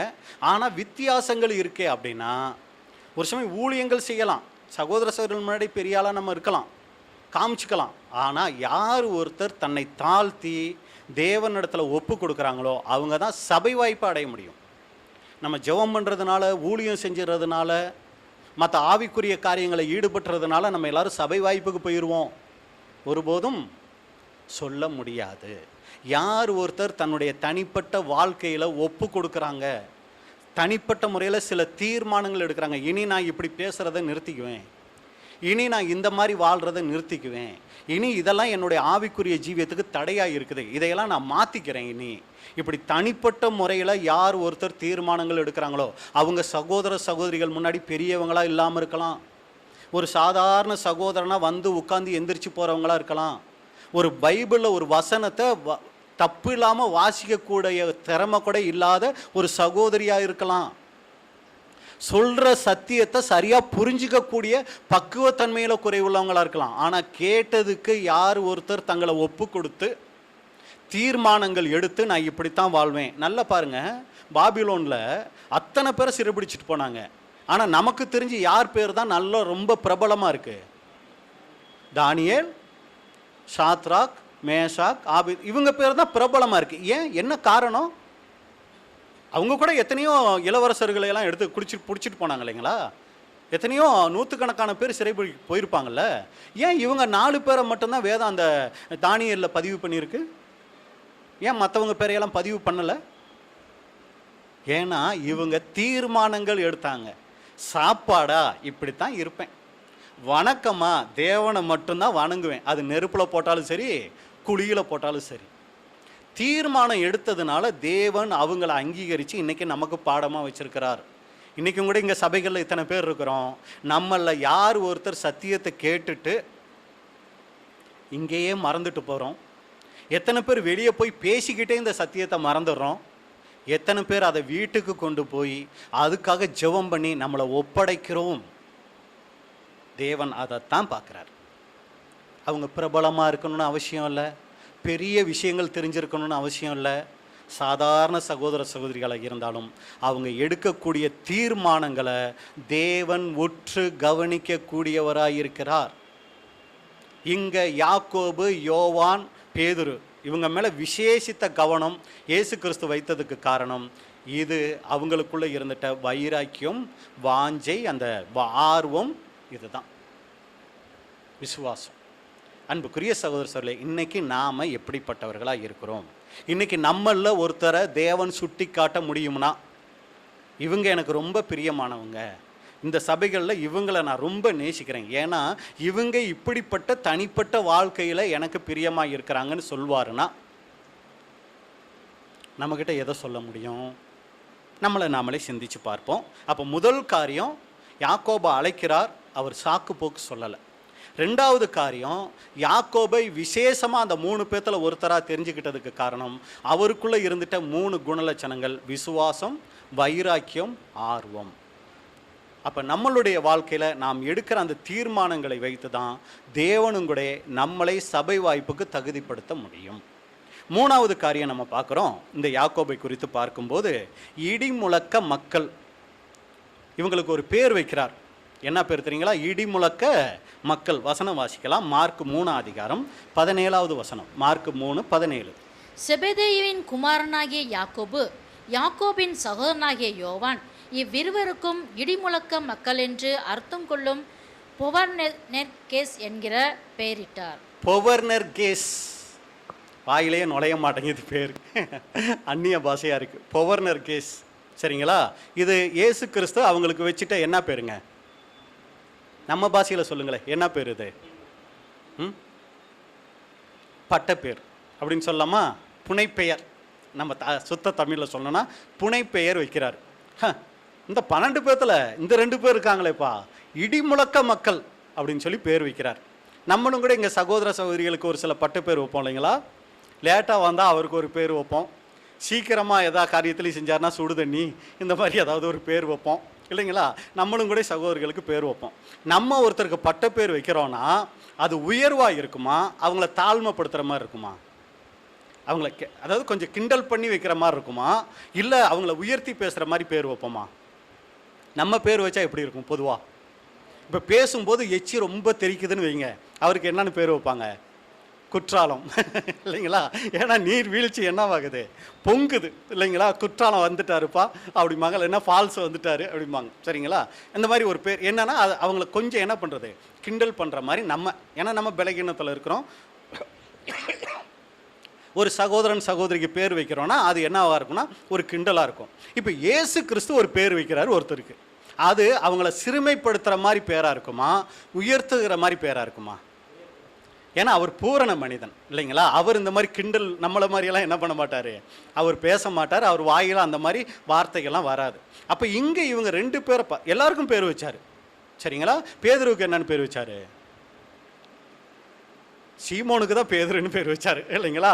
என்னது, கண்மலையா, மலை இல்லைங்களா? அடுத்து நத்தானியலுக்கு என்னன்னு பேர் வச்சார்? கபடற்ற உத்தம இஸ்ரவேலன். பாருங்க, இப்படி ஒவ்வொருத்தருக்கும் ஒரு பேர் வச்சார் சரிங்களா?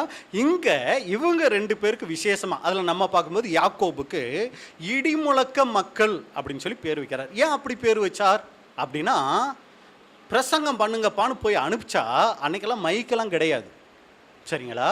ஆனால் இவங்க 2 பேர் பேச ஆரம்பிச்சாங்கன்னு வைங்களே, அந்த சவுண்டு எப்படி இருக்குதாம்மா, இடி முழக்கம் மாதிரி அப்படி பயங்கரமாக இருக்கான். எப்பா என்ன மாதிரி குரல் இவங்களுக்கு, என்ன மாதிரி பேசுகிறாங்க அப்படின்னு சொல்லி அவங்களுக்கு இந்த பேரை வைக்கிறார் சரிங்களா? அப்போ இதில் நம்ம தெரிஞ்சுக்க வேண்டிய விஷயம் என்ன அப்படின்னு சொல்லி பார்த்தீங்கன்னா, அவங்க இடி முழக்கம் போல பேசிட்டு எல்லாம் இருக்கீங்களா, ஆனால் வாழ்க்கையில் அந்த மாதிரி இல்லாமல் இருந்திருந்தாங்கன்னா இந்த பேரை இயேசு கிறிஸ்து சொல்லியிருப்பாரா? அப்போ அவங்க அந்த அளவுக்கு பேசுகிறாங்க, அதை என்ன பண்ணியிருக்கிறாங்க, அவங்க வாழ்க்கையிலையும் வச்சிருந்திருக்கிறாங்க. மனம் திரும்புங்கள், பரலோக ராஜ்யம் சமீபத்தில் இருக்குது, அப்படி தானே பேச சொல்லி அனுப்பிச்சார் ஃபஸ்ட்டு. அப்படி பேசும்போது இவங்க வாழ்க்கையில் மனம் திரும்புதலே இல்லாமல் இவங்க இடி முழக்கமாக பேசியிருந்தாங்கன்னா என்ன மாதிரி பேசுகிறாங்க அப்படின்னு அவங்க பேசுகிறத மட்டும் வச்சு இயேசு கிறிஸ்து சந்தோஷப்பட்டிருப்பாரா? அப்படி ஒரு பேர் வச்சிருப்பாரா? அப்போ அவங்க பேச்சும் அவங்க வாழ்க்கையும் ஒன்று போல இருந்திருக்குங்க. அதனால தான் அவங்களுக்கு அப்படி ஒரு பேரை இயேசு கிறிஸ்து அங்கே வைக்கிறார். அது அவங்கள உற்சாகப்படுத்துறதுக்கும் அவங்கள இன்னும் அதிகமாக ஊழியத்தில் பயன்படுத்துறதுக்கும் ஏதுவாக தான் அந்த மாதிரி ஒரு பேரை அவங்களுக்கு வைக்கிறார். எல்லாம் இருக்கீங்கள? இப்போ யாருக்கு பார்க்கணும், அதை எனக்கு பார்க்கணும் சரிங்களா? இப்போ நம்ம செய்கிற ஊழியத்துக்கு இயேசு கிறிஸ்து நமக்கு ஒரு பேர் வைக்கிறார்னு வச்சுக்கோமே. நம்ம செய்கிற ஊழியத்தை பார்த்து இவங்களுக்கு நான் இந்த பேர் வைக்கிறேன்னு சொன்னாருன்னா, நமக்கு அன்புக்குரிய சகோதர சகோதரிகளே என்ன மாதிரி பேர் வச்சா கரெக்டாக இருக்கும்? நல்லா பேசுகிறான்ப்பா, கோத்தகிரியிலேருந்து வந்து பேசுகிறான், ஆனால் பேச்சு மட்டும்தான். ஆனால் இவன் வாழ்க்கை இருக்கே, இவன் பேசுகிறதுக்கும் இவன் வாழ்க்கைக்கும் சம்பந்தமே கிடையாது. குடும்பம் குடும்பம்னு பேசுவான், ஆனால் ஒரு சாட்சி எங்கே கிடையாது, குடும்பத்தில் கிடையாது. வேலை வேலைன்னு பேசுவான், வேலையில் கொஞ்சம் கூட உண்மையே கிடையாது. சபையில் நம்ம சாட்சியாக இருக்கணும்னு பேசுவான், ஆனால் சபையில் என்னவே கிடையாது, சாட்சியே கிடையாது. பக்கத்து வீட்டில் எப்போ பார்த்தாலும் சண்டை, ஆனால் பேசுகிற சத்தியம் மட்டும் என்னமோ இடி முழக்கம் மாதிரி. நான் அப்படி பேசுகிறதில்ல, பேசுகிறதும் சாதாரணமாக தான், இல்லை சொல்ல வரேன். அப்படி பேசுகிறான்னு என்னை பற்றி சொன்னார்னு வைங்க, எனக்கு அப்போ ஒரு பேர் வச்சா என்ன பேர் வச்சா கரெக்டாக இருக்கும்? மாய்மாலக்காரன். ஏன் அப்படின்னா, இவன் பேசுகிறதுக்கும் இவன் வாழ்கிறதுக்கும் சம்பந்தமே கிடையாது. அன்னைக்கு யோவான் யாக்கோபு பேசுனாங்க, அவங்கள மெச்சி கொள்ளும்படியாக ஒரு பேர் வைக்கிறாரு. இவங்க இடிமுழக்க மக்கள். இன்னைக்கு அன்புக்குரிய சகோதர சகோதரிகளே, நாம் வாழ்கிற வாழ்க்கையின் அடிப்படையில் நமக்கு ஒரு பேர் ஆண்டவராகி இயேசு கிறிஸ்து நம்மளை வச்சு கூப்பிடணும் அப்படின்னா என்ன பேர் வச்சு நம்மளை கூப்பிட்டாருன்னா அது தகுதியாக இருக்கும்.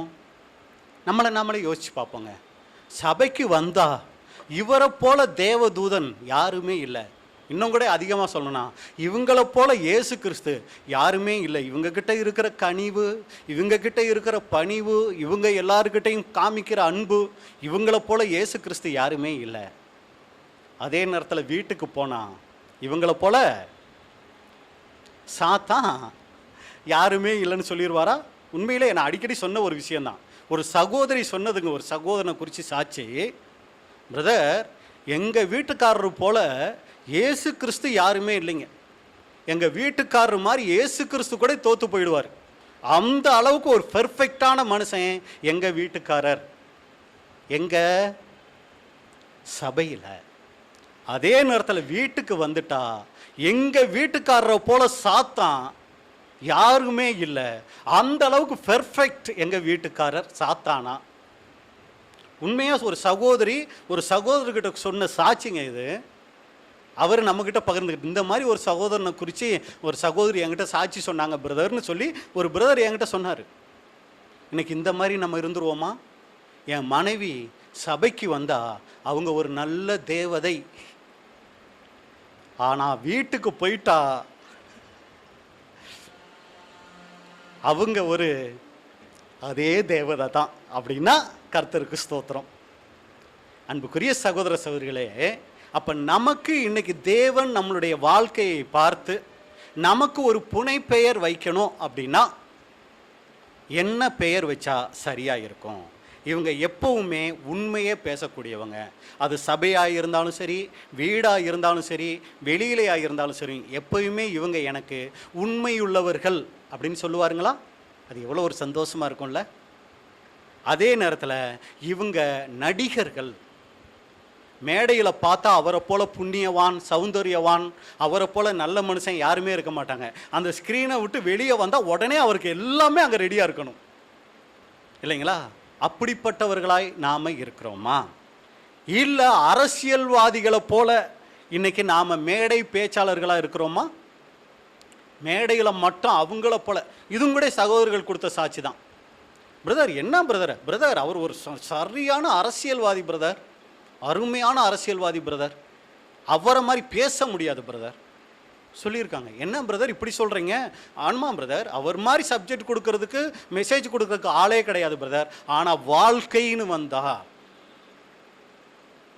பாருங்க, சகோதர சகோதரிகள் மத்தியிலே இப்படி ஒரு சாட்சியை நம்ம வாங்கக்கூடியவங்களா இருந்துட்டோம் அப்படின்னா ஒரு சிலர் நம்மளை குறித்து தப்பாக புரிஞ்சுக்கிட்டு அநேக காரியங்கள் சொல்லலாம். அதையெல்லாம் தேவன் அங்கீகரிக்க மாட்டார். தேவன் கொடுக்குற பேரை தான் நம்ம இப்போ சொல்லிக்கிட்டு இருக்கிறோம். சகோதரிகள் என்னமோ நமக்கு பேர் வச்சுட்டு போகட்டும், விட்டுறலாம். ஆனால் தேவன் அன்புக்குரிய சகோதர சகோதரிகளே நமக்கு ஒரு புனை பெயர் கொடுப்பாரே ஆனால், ஏன்னா அவர் கொடுத்தா அதை யாராவது மறுக்க முடியுமா? யாரை பார்த்து என்ன பேர் கொடுத்தீங்க, நான் என்ன அப்படியா இருக்கேன், என்ன பார்த்து இப்படி சொல்லிட்டீங்கன்னு நம்ம ஆண்டவர்கிட்ட சண்டை போட முடியுங்களா? ஏன்னா அவர் கொடுத்தா அது எப்படி இருக்கும்? சத்தியம். அதில் எந்த மாற்று கருத்துமே இருக்காது. ஒத்துக்கிட்டு பேசாமல் யோபு மாதிரி நான் என் வாயை மூடிக்கிறேன் அப்படின்னு தான் சொல்லணும். அப்போ இன்றைக்கி சகோதர சகோதரிகளான நமக்கு தேவன் ஒரு பட்டப்பெயர், புனைப்பெயர் கொடுத்தாருன்னா அது எப்படி இருக்கும் அன்புக்குரிய சகோதர சகோதரிகளே? அப்போ யாக்கோபுக்கிட்ட நம்ம பார்த்துட்ட 3 காரியங்கள் இது வரைக்கும் பார்த்துருக்குறோம். சாக்கு போக்கு அழைக்கும் போது அவர் சொல்லலை. அடுத்து நீங்கள் பார்த்தீங்கன்னா ஆரம்பத்தில் ஃபஸ்ட்டு பார்த்தது அவர் ஒரு பொறுப்புள்ளவராக இருந்தார். 2வது நம்ம பார்க்கும்போது அவருடைய அனுதின வாழ்க்கை தேவனுக்கு மெச்சிக்கொள்ளும்படியாக இருந்ததுனால தான் விசேஷமாய் அந்த 3 பேர்த்தில் ஒருத்தராக இருந்தார். அடுத்து அவருக்கு இயேசு கிறிஸ்து ஒரு புனைப்பெயர் வைக்கிறார். அந்த புனைப்பெயர் அவங்களை மெச்சிக்கொள்ளும்படியாய் பாராட்டும்படியாக இருந்தது. இன்றைக்கி நம்மளும் கூட ஊழியங்கள் செய்கிறோம், சத்தியத்துக்குள்ளே உடன்படிக்கையின் வாழ்க்கை வாழுகிறோம். நமக்கு கொடுக்கப்படுகிற புனைப்பெயர் அது எப்படிப்பட்டதா ஆண்டவருடைய பார்வையில் இருக்குங்கிறத நாமளே சிந்திச்சு பார்த்துக்குவோம். ஒரு சமயம் இது ஏதோ குற்றப்படுத்துறதுக்காக இல்லை பிரதர், நானும் கூட அதெல்லாம் யோசிக்காமல் நம்ம இருந்துட்டேன் அப்படின்னு நினச்சோம்னா இன்றைக்கி தேவனுடைய சமூகத்தில் நம்ம ஜெபிக்கலாம். அப்பா, நானும் கூட இப்படி ஒரு சூழ்நிலையில் இருந்துட்டேன், கண்டிப்பாக நீங்கள் எனக்கு ஒரு புனைப்பெயர் வச்சிங்கன்னா அது சந்தோஷமாக இருக்காது, எல்லாராலையும் ஏற்றுக்கொள்ள முடிகிறதா இருக்காது, அதனால் என்னை நான் மாற்றிக்கிறேன், எனக்கு ஒரு நல்ல பெயராக வைக்கிற மாதிரி நான் என்ன பண்ணுறேன், என் வாழ்க்கையை மாற்றிக்கிறேன். அதுக்கு தாங்க தேவன் இதெல்லாம் நமக்கு தர்றாரு. ஏன்னா தேவன் இனி நம்மளை விட்டுட்டு இன்னொருத்தரை அழைச்சி அவங்களுக்கு சத்தியம் கொடுத்து அவங்கள சபை வாய்ப்புக்கு கொண்டு வரணும்லாம் அவர் நினைக்கலைங்க. நம்மளை சரியாக்கி நம்மளுக்கு சபை வாய்ப்பு கொடுக்கணும்னு தான் அழைச்சிருக்கிறார். ஆனால் நம்ம ஒரு துணிகரமாக முரட்டாட்டமாக தைரியம் உள்ளவங்களாக மாறும்போது தான் என்னால் முடியாது வேற ஆளை பார்த்துக்கங்கும்போது தான் தேவன் இன்னொருத்தரை தெரிஞ்சுக்குவாருங்க. அது வரைக்கும் தேவனுடைய ஆவி நம்மளோட போராடிக்கிட்டே தான் இருக்கும். அன்புக்குரிய சகோதரர்களே, எதுக்கு தெரியுங்களா? இது போல சத்தியங்கள் மூலமாக தான் போராடி போராடி நம்மளை மாற்றணும்னு தேவன் ஆசைப்படுவார். ஏன்னா அப்போஸ்தலர்கள் எல்லாருமே நல்லவங்க கிடையாதுங்க. அவங்களுடைய லைஃப்லாம் நீங்கள் கேட்டிருப்பீங்க. அவங்களுடைய ஆரம்ப காலமெல்லாம் பார்த்தீங்கன்னா ரொம்ப மோசமாக தான் இருக்கும். ஆனால் பரிசுத்தாவியை வாங்கி ஒப்பு கொடுத்து அவங்களும் கூட அந்த சபை வாய்ப்புக்கு போயிருக்கிறாங்க. அப்போ நம்மளும் கூட அந்த மாதிரி ஆகிறதுக்காக தான் தேவன் நம்மளை அழைச்சிருக்கிறார். ஏன்னா பெர்ஃபெக்டானவங்களை தேவனை என்ன பண்ணவே இல்லை, அழைக்கவே இல்லை. குறைவுள்ளவங்களை தான் அழைச்சிருக்கிறார். நம்ம எல்லாருமே குறைவுள்ளவர்கள் தான். ஆனால் நம்ம மாறணும். அதுக்கு தான் தேவன் என்ன பண்ணியிருக்கிறார்னா நம்மளை அழைச்சிருக்கிறார். இப்போ 4வது காரியம் நம்ம பார்க்கலாம் இந்த யாக்கோபினுடைய வாழ்க்கையில். மார்க் 5ஆம் அதிகாரம் 35 முதல் 37 வரைக்கும். மார்க் 5 35 முதல் 37 வரைக்கும். அவர் இப்படி பேசிக்கொண்டு இருக்கையில் ஜெப ஆலய தலைவனுடைய வீட்டில் இருந்து சிலர் வந்து, உம்முடைய குமாரத்தி மறைத்து போனால் இனி ஏன் போதகரை வருத்தப்படுத்தீர் என்றார்கள். அவர்கள் சொன்ன வார்த்தையை இயேசு கேட்டவுடனே ஜெப ஆலய தலைவனை நோக்கி, பயப்படாதே, விசுவாசம் உள்ளவனாயிரு என்று சொல்லி பேதுருவையும் யாக்கோபையும் யாக்கோபின் சகோதரன் யோவானையும் தவிர வேறொருவரும் தம்மோடே வருகிறதற்கு இடம் கொடாமல் போதும். அப்போ அன்புக்குரிய சகோதர சகோதரிகளே, இது நம்ம பார்க்குற 4வது சம்பவம். நம்ம எல்லாருக்கும் தெரிந்த ஒரு சம்பவம் தான். யார் வீடுனா யவீரு வீட்டில் அவங்க மக இறந்துடுறாங்க. இப்போ இயேசு கிறிஸ்து என்ன பண்ணுறாருனா போய் அந்த பெண்ணை உயிரோடு எழுப்புறார். இப்போ அதுக்கு என்ன பண்ணார், இதே இந்த யாக்கோபு யோவான் பேதுரு இவங்கள தான் கூட்டிகிட்டு போகிறார். ஆனால் இங்கே கவனிக்க வேண்டிய முக்கியமான வசன பகுதி, அண்டர்லைன் பண்ண வேண்டியது எது தெரியுங்களா? மறுபடியும் அந்த வசனத்தை பாருங்கள். அந்த கடைசி 37வது வசனத்தை மட்டும் பாருங்கள். பேதுருவையும் யாக்கோபையும் யாக்கோபின் சகோதரன் யோவானையும் தவிர வேறொருவரும் தம்மோடே வருகிறதற்கு இடம் கொடாமல். எந்த வார்த்தை உங்களுக்கு இதில் ரொம்ப டச்சபிள் ஆகுது? இடம் கொடாமல். அப்போ பாருங்க, எந்த அளவுக்கு இந்த 3 பேருக்கு அவ்வளோ ஒரு முக்கியத்துவம் கொடுத்துருக்கிறார். வேறு ஒருவரும் தம்மோடே வருகிறதற்கு இடம் கொடாமல். அப்படியே ஒரு 4 பேர் அங்கேயே நில்லுங்க, யாரும் வர வேணாம். இந்த 3 பேர், நீ வாப்பா, யாக்கோபு வா, யோவான் வா, பேதுரு வா, அப்படி கதவு சாத்து, யாரும் உள்ளே வரக்கூடாது. நினச்சி பாருங்க, இந்த 3 பேருக்குள்ளே எப்படி இருந்திருக்கும்? அவ்வளோ ஒரு பெரிய உற்சாகம், பெரிய சந்தோஷம். அடே, இத்தனை பேர் நம்ம வந்தாலும் நம்ம 3 பேருக்கு இயேசு கிறிஸ்து கொடுக்குற முக்கியத்துவம் ரொம்ப அதிகமாக இருக்குது. நம்ம ஏற்கனவே பார்த்துட்டோம். ஏன் இந்த 3 பேருக்கு அவ்வளோ ஒரு முக்கியத்துவம் கொடுக்குறாருன்னா அந்த ஒரு விசுவாசம், வைராக்கியம், ஆர்வம். ஏன் இன்னமும் அந்த முக்கியத்துவம் கொடுக்குறாரு தெரியுங்களா? அந்த விசுவாசத்தில், வைராக்கியத்தில், ஆர்வத்தில் அவங்க குறைவுபடவே இல்லைங்க. அவங்க ஒரு வளர்ச்சிக்குள்ளே போய்கிட்டே இருக்கிறாங்க. அதுக்கு இவங்களை என்ன பண்ணணும்னா இன்னும் என்கரேஜ் பண்ணணும். அதுக்கு தான் என்ன பண்ணுறாருனா அவங்களுக்கு விசேஷமாக இந்த உயிர்த்தெழுப்புகிற காட்சியை கூட இந்த 3 பேர் பார்க்கணும் அப்படின்னு அங்கே இயேசு கிறிஸ்து என்ன பண்ணிட்டாருனா ஆசைப்பட்டுட்டாரு. அவங்க இன்னும் உற்சாகம் அடையணும், இன்னும் முன்னேறி செல்லணும் அப்படிங்கிறதுக்காக தான் இந்த ஒரு காரியத்தை அவங்களுக்கு முன்பாக என்ன பண்ணுறாருனா அதை செஞ்சு காமிக்கிறார். அப்போ இதில் நமக்கு என்ன பாடம் அப்படின்னா, அன்புக்குரிய சகோதர சகோதரிகளே, நமக்கும் கூட இன்றைக்கி எவ்வளவோ தாளந்துகள், ஊழியங்கள், வாய்ப்புகள் இதெல்லாம் நமக்கு தர்றாருங்க. இதெல்லாம் கொடுத்துட்டு ஆண்டவர் நம்மகிட்ட எதிர்பார்க்குற காரியம் என்ன தெரியுங்களா? அதில் நமக்கு கொடுத்த அந்த ஊழியத்தில் எந்த அளவுக்கு உண்மையுள்ளவங்களாக இருக்கிறோங்கிறத பார்க்குறாருங்க. ஒருத்தர் நினச்சா அவங்களே பெரிய ஆள் ஆகிக்க முடியுங்களா? ஆகலாங்க. தங்களுடைய சொந்த திறமையில் அவங்க ஒரு சில ஊழியங்கள் செஞ்சு தங்களை பெரிய ஆளாக காமிச்சிக்கலாம். ஆனால் அது நிரந்தரமான உயர்வாக இருக்காது. ஆனால் தேவன் ஒருத்தரை உயர்த்த ஆரம்பித்தார்னு வைங்களே, அதை யார் நினச்சாலும் தடுக்க முடியாதுங்க. அப்போ இங்கே நீங்கள் பார்க்கும்போது இவங்களை இயேசு கிறிஸ்துவே உயர்வுக்குள்ளே கொஞ்சம் கொஞ்சமாக என்ன பண்ணுறாருன்னா கொண்டு போகக்கூடியவராக இருக்கிறார். காரணம் என்னென்னா அவங்களுடைய வாழ்க்கையில் அந்த உண்மைத்தன்மையில் எப்படி இருக்கிறாங்கன்னா வளரக்கூடியவங்களாக இருக்கிறாங்க. அப்போ இன்றைக்கி நாம் தேவனால் நல்லா பயன்படுத்தப்படணும்னு ஆசைப்படுறோமா? நம்ம பெரிய தாளந்து உள்ளவர்களா ரொம்ப திறமை நிறைஞ்சவங்களா இருக்கணுங்கிற அவசியமே கிடையாதுங்க. அதுக்கு ஒரு மிகப்பெரிய சாட்சியாக சொல்லணுன்னா யாரை சொல்லலாம்? என்னையே சொல்லலாம். சரிங்களா? எந்த விதமான நாலேஜும் எந்த விதமான தகுதியும் இல்லாத ஒரு ஆள் அப்படின்னா இந்த சத்தியத்துக்குள்ளே யாரை சொல்லலாம் தெரியுங்களா? அதை ஏதோ ரொம்ப தாழ்மையில் இவர் சொல்கிறாரு அப்படிலாம் நீங்கள் நினைக்கவே வேணாம். சரிங்களா? உண்மையை சொல்லலாம். ஆனால் தேவன் ஒருத்தரை பயன்படுத்தணும்னா எப்படி வேணாலும் பயன்படுத்துவாருங்கிறதுக்கு ராஜ்யத்தில் ஒரு சமயம் சாட்சியாக சொன்னால் வேணா நம்மளுடைய சாட்சியை கூட சொல்லலாம். ஏன்னா இப்போ எல்லாருக்கும் தெரிகிறதுக்கு வாய்ப்புகள் இல்லை. எதுக்கு இதை சொல்ல வரேன் அப்படின்னு சொல்லி பார்த்தீங்கன்னா, தேவன் நம்மக்கிட்ட எதிர்பார்க்கிறது என்னென்னா ஒப்பு கொடுத்தல் தான். நம்ம உண்மைத்தன்மையை காமிக்க அப்படிங்கிறதுனால நம்ம ரொம்ப உண்மை உள்ளவங்கன்னு சொல்ல வரல. இருக்கிறதுல நம்ம தேவனுக்குள்ளே நம்மளை தாழ்த்தும் போது தேவன் நம்மளை உயர்த்தக்கூடியவராக இருக்கிறார். அப்போஸ்தலர்களை பார்த்தீங்கன்னா அந்த அளவுக்கு தேவன் பயன்படுத்தியிருப்பாருங்க. நிழல் பட்டு சுகமாகுமா, எங்கேயாவது நடக்கிற விஷயமா. அவங்க வியாதியஸ்தர்கள் அப்படியே படுத்து கிடப்பாங்க, அப்போஸ்தலர்கள் நடந்து போவாங்க, அவங்க நிழல் எந்த இடத்துல படுவோன்னு சொல்லி என்ன பண்ணுறது, அங்கே கொண்டு வந்து வியாதிக்காரர்களையெல்லாம் என்ன பண்ணுறது, படுக்க வச்சிருக்கிறது. இப்படியாவது நிழல் பட்டால் சுகமாயிடும். நினச்சி பாருங்க, அந்த மாதிரியெல்லாம் இன்னைக்கு நடந்துச்சுன்னா நம்மளாம் என்னவா இருப்போம். அடுத்து நீங்கள் பார்த்தீங்கன்னா அப்போஸ்தலன் பவுலினுடைய வாழ்க்கையில் ஒரு யூதனுடைய 7 குமாரர்கள் என்ன பண்ணுறாங்கன்னா ஒரு மந்திர தந்திரமெல்லாம் செஞ்சு ஜனங்களை பிரமிக்க பண்ணிக்கிட்டு இருக்கிறாங்க. ஒரு சில அற்புதங்கள்லாம் செஞ்சுக்கிட்டு இருக்கிறாங்க. இப்போ அந்த ஊருக்கு புதுசாக ஒரு சாமியார் வந்துட்டார். யார் தெரியுங்களா? அப்போஸ்தலன் பவுல். இவர் என்ன பண்ணுறாருன்னா, காசு எதுவுமே இல்லை, இலவசமாக என்ன பண்ணிக்கிட்டு இருக்கிறாருன்னா இவங்களால சரி பண்ண முடியாத வியாதியெல்லாம் அவர் சரி பண்ணிக்கிட்டு இருக்கிறாரு. அது எப்படிரா, நாங்கள் அது இதனெல்லாம் பண்ணி பார்க்குறோம், ஒன்றுமே நடக்க மாட்டேங்குது, அந்த சாமியார் மட்டும் அப்படி என்னத்தை பண்ணுறாரு அப்படின்னு சொல்லி புரிஞ்சுக்கிறதுக்காக சாமியார்னு சொல்கிறேன். சரிங்களா?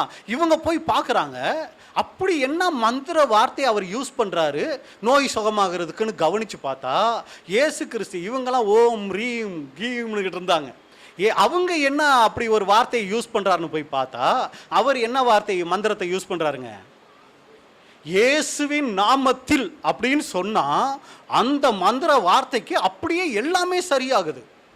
இது நம்ம சொல்கிற ஓம் ரீமை விட இயேசுவின் நாமத்தில்ங்கிறதுக்கு அவ்வளவு பவர் இருக்கான்னு சொல்லிட்டு இவங்களும் என்ன தெரியுங்களா பண்ணுறாங்க, பிசாசு பிடிச்சவங்கள பார்த்து அந்த பவுல் சொன்ன இயேசுவின் நாமத்தில் சொல்கிறோம் பிசாசே போ அப்படின்ன உடனே பிசாசு என்ன பண்ணுது, எங்களுக்கு பவுல் யாருன்னு நல்லாவே தெரியும், இயேசு யாருன்னு நல்லாவே தெரியும், நீங்கள் யாரியா அப்படின்னு சொல்லி என்ன பண்ணிச்சா அவங்கள பிடிச்சி பலாத்காரம் பண்ணி அப்படின்னு சொல்லியிருக்குது வசனம். அப்படின்னா நீங்கள் முடிவு பண்ணிக்கோங்க அந்த மனுஷங்க 7 பேரும் என்ன பாடுபட்டிருப்பாங்கன்னு சொல்லி. எதுக்கு இதை சொல்ல வரோன்னா, இது இப்போ அப்போஸ்தலன் பவுல் காதுக்கு போகுதுன்னு வைங்க. பவுல் விஷயம் தெரியுமா, அந்த யூதனோட 7 பேர் 7 மகன்க, நீங்கள் பேய் பிசாசை ஓட்டுற மாதிரியே அவங்களும் கூட இதே மாதிரி இயேசுவின் நாமத்தில் சொன்னாங்களாம். ஆனால் அந்த பிசாசு அவங்கள பிடிச்சி என்ன பண்ணிருச்சு, அடித்து ட்ரெஸ் எல்லாம் கிழிச்சு பலாத்காரம் பண்ணிருச்சான் அப்படின்னு சொன்னால் பவுல் அந்த நேரத்தில் என்ன ஆகிடுப்பார், நம்மளாக இருந்தால் அந்த இடத்துல என்ன ஆகிடுப்போம். எவ்வளோ பேர் பிரதர் உங்களை மாதிரி சப்ஜெக்டு உங்களை மாதிரி ஊழியம் அப்படின்னு ஒரு சிலர் சொல்லிட்டாங்கன்னா காலு கீழே நிற்க மாட்டேங்குது. ஆனால் அப்போஸ்தலன் பவுல் அவ்வளோ தூரம் தேவன் நம்பி அவங்கள ஊழியம் செய்ய வைக்கணும், அந்த அளவுக்கு அவங்கள நம்ப முடிஞ்சு. அப்போஸ்தலன் பேதுருவை, யாக்கோபை, பவுலை இவங்களையெல்லாம் தேவன் பயன்படுத்துகிறாருன்னா அவங்கள நம்ப முடிஞ்சிச்சு. அவங்க மகிமையை யாருக்கு எடுத்துக்கவே மாட்டாங்க, தங்களுக்குன்னு எடுத்துக்கவே மாட்டாங்க. அவங்க என்ன செஞ்சாலும் அது மூலமாக ஏன் நாம தான் மகிமைப்படுவோன்னு தேவன் அவங்கள நம்ப முடிஞ்சிச்சு. அதனால தேவன் அவங்கள பயன்படுத்த முடிஞ்சிச்சு. இன்னைக்கு தேவன் நம்மளை நம்ப முடியுமா? இவங்க உடன்படிக்கை பண்ணியிருக்கிறாங்க, ஞானஸ்நானம் எடுத்திருக்கிறாங்க, சத்தியத்துக்குள்ளே வந்திருக்கிறாங்க, இவங்களை நான் நம்புகிறேன் அப்படின்னு அன்புக்குரிய சகோதர சகோதரிகளே, இன்னைக்கு நம்மளை நம்பிக்கை உள்ளவர்களாக பார்க்க முடியுமா? நம்மளே சிந்திச்சு பார்ப்போம். அன்னைக்கு யாக்கோபை நம்ப முடிஞ்சிச்சு, அதனால அவர்களை பயன்படுத்த முடிஞ்சிச்சு, மற்ற யாருக்கும் இடம் கொடாமல். அப்போ இதில் நம்ம பார்க்குறோம் அன்புக்குரிய சகோதரர்களே, ஒரு கேள்வி, நம்மளை தேவன் நம்ப முடியுமா? சரி, 5வது காரியத்துக்குள்ளே நம்ம போகிறோம். இது கர்த்தரோடு நெருக்கம். ஆண்டவராகிய இயேசு கிறிஸ்து கூட எப்பவுமே நெருக்கமாக இருக்கணும்னு இந்த யாக்கோபு விரும்பினாருங்க. வசனம் வாசிக்கலாம். மார்க் 10ஆம் அதிகாரம் 35 முதல் 37 வரைக்கும். மார்க் 10 35 முதல் 37 வரைக்கும். அப்பொழுது செபெதேயுவின் குமாரராகிய யாக்கோபும் யோவானும் அவரிடத்தில் வந்து, போதகரே, நாங்கள் கேட்டுக்கொள்ளப் போகிறதை நீர் எங்களுக்கு செய்ய வேண்டும் என்று விரும்புகிறோம் என்றார்கள். அவர் அவர்களை நோக்கி, நான் உங்களுக்கு என்ன செய்ய வேண்டுமென்று விரும்புகிறீர்கள் என்று கேட்டார். அதற்கு அவர்கள், உமது மகிமையிலே எங்களில் ஒருவன் உமது வலது பாரிசத்திலும் ஒருவன் உமது இடது பாரிசத்திலும் உட்கார்ந்து இருக்கும்படி எங்களுக்கு அருள் செய்ய வேண்டும் என்றார்கள். அன்புக்குரிய, இது நமக்கு எல்லாருக்கும் தெரிந்த ஒரு சம்பவம் தான். இது மத்தேயுல நீங்கள் பார்த்தீங்கன்னா யாக்கோபும் யோவானும் அவங்க அம்மாவை அனுப்பிச்சு என்ன பண்ணாங்க, கேட்ட மாதிரி இருக்கும். இங்கே மார்க் பதிவு பண்ணும்போது இவங்களே கேட்ட மாதிரி பதிவு இருக்குது. சரி, அது எப்படி இருந்தாலும் ஓகே. ஆனால் இங்கே நம்ம பார்க்க வர விஷயம் என்ன அப்படின்னு சொல்லி பார்த்தீங்கன்னா, இந்த யாக்கோபுக்கு இயேசு கிறிஸ்துவை விட்டு விலகிறதுக்கு மனசே இல்லை. என்ன சொல்கிறாருன்னா, இயேசு கிறிஸ்து நான் மரிக்க போகிறேன், நான் மகிமைக்கு போகிறேங்கிறாரு. அப்போ யாக்கோபு என்ன சொல்கிறாருன்னா, நீங்கள் இங்கே இருந்தாலும் நாங்கள் உங்கள் கூடவே இருக்கணும், நீங்கள் மகிமைக்கு போனாலும் நாங்கள் எங்கே தான் இருக்கணும், உங்கள் ரைட் ஹேண்டு லெஃப்ட் ஹேண்டாக தான் நாங்கள் இருக்கணும் அப்படின்னு சொன்ன உடனே மீதி 10 பேருக்கும் இவங்க மேலே என்ன வந்துருச்சான், பாரு ரொம்ப ஓவராக போகிறானுங்க அப்படின்னு சொல்லி இவங்க 10 பேர் மேலே எரிச்சல் வந்துருச்சான். ஆனால் இயேசு கிறிஸ்துவுக்கு இவங்க மேலே எரிச்சல் வந்துச்சா அப்படின்னா என்ன அர்த்தம்? இவங்க கேட்டதை இயேசு கிறிஸ்து விரும்பி இருக்கிறாருங்க. ஆனால் இவங்க கேட்டதை 10 பேருக்கு பிடிக்கல. என்ன இவங்க மட்டும் ரொம்ப இதாக கேட்குறாங்க அப்படின்னு. ஆனால் இயேசு கிறிஸ்து ரொம்ப ஓவராக கேட்குறீங்கப்பா, உங்கள் பெருமையை விடுங்க. உடனே இதை சொன்ன உடனே ஒரு பெருமையை குறித்த ஓமையெல்லாம் இயேசு கிறிஸ்து அங்கே சொல்லலைங்க. இயேசு கிறிஸ்து இதை அங்கீகரிச்சிருக்கிறாருங்க. ஓ அப்படியா, என் கூடவே இருக்கணுமா, என் கூடவே இருக்கணும்னா என்ன பண்ணணும் தெரியுமா அப்படின்னு சொல்லி கேட்குறாரு. வாசிங்க மார்க் 10:38. இயேசு அவர்களை நோக்கி, நீங்கள் கேட்டுக்கொள்கிறது இன்னதென்று உங்களுக்கே தெரியவில்லை. நான் குடிக்கும் பாத்திரத்தில் நீங்கள் குடிக்கவும் நான் பெறும் ஸ்நானத்தை நீங்கள் பெறவும் உங்களால் கூடுமா என்றார்கள். அப்ப பாருங்க, இங்க அவங்கள கண்டிக்கல, அவங்கள அங்கீகரிக்கிறாரு. அப்படியா, ஓ மகிமைகளையும் என் கூடவே ரைட் ஹேண்ட் லெஃப்ட் ஹேண்டா இருக்கணும், அது என்ன அவ்வளவு ஈஸி நினச்சிக்கிட்டீங்களா? என்ன கேட்குறீங்கன்னு உங்களுக்கே தெரியல. நான் குடிக்கிற பாத்திரத்தில் உங்களால் குடிக்க கூடுமா அப்படின்னு உடனே இவங்க என்ன சொல்கிறாங்க, உடனே அது என்னவா இருந்துட்டு போகட்டும், எங்களால் முடியும், உங்களோட நெருக்கமாக இருக்க என்ன வேணும்னாலும் செய்ய தயாராக இருக்கிறோங்கிறாங்க. இதை குறித்து சகோதரர் சொல்லும்போது இவர்கள் கூடும் அப்படின்னு சொன்னதுக்கு அவர் விளக்கம் சொல்கிறாரு. உங்களுக்காக எதையும் செய்ய ஆயத்தமாக இருக்கிறோம் அப்படிங்கிறதுனுடைய அர்த்தம், நீங்கள் எதை வெறுக்க சொல்கிறீங்களோ அதை வெறுக்கிறதுக்கும் எல்லா சூழ்நிலையிலையும் உங்களை பின்பற்றுறதுக்கும் ஆயத்தமாக இருக்கிறோம் அப்படிங்கிறது அவங்க இருதயத்தின் எண்ணமாக இருந்துச்சுங்களாம். சும்மா வாயில் நெருக்கமாக இருக்கேங்கிறீங்க, ஆனால் நீங்கள் இப்படி இருக்கிறீங்க. இயேசு கிறிஸ்து அங்கே சொல்லலை பாருங்கள், உங்களால் கூடும் அப்படிங்கிறாருங்க. அப்புறம் அப்போ என்ன அர்த்தம் இதிலேருந்து பார்க்குறோம் அப்படின்னா, இயேசு கிறிஸ்துவை விட்டு பிரிகிறதுக்கு இந்த யாக்கோபுக்கு மனசே இல்லை. அப்போ இதில் நமக்கு என்ன பாடம் அப்படின்னா, அன்னைக்கு யாக்கோபு அப்படிப்பட்ட வாஞ்சை உள்ளவராக இருந்தார், அந்த வாஞ்சையை நிறைவேற்றக்கூடிய இருதய நோக்கம் உள்ளவராக இருந்தார்.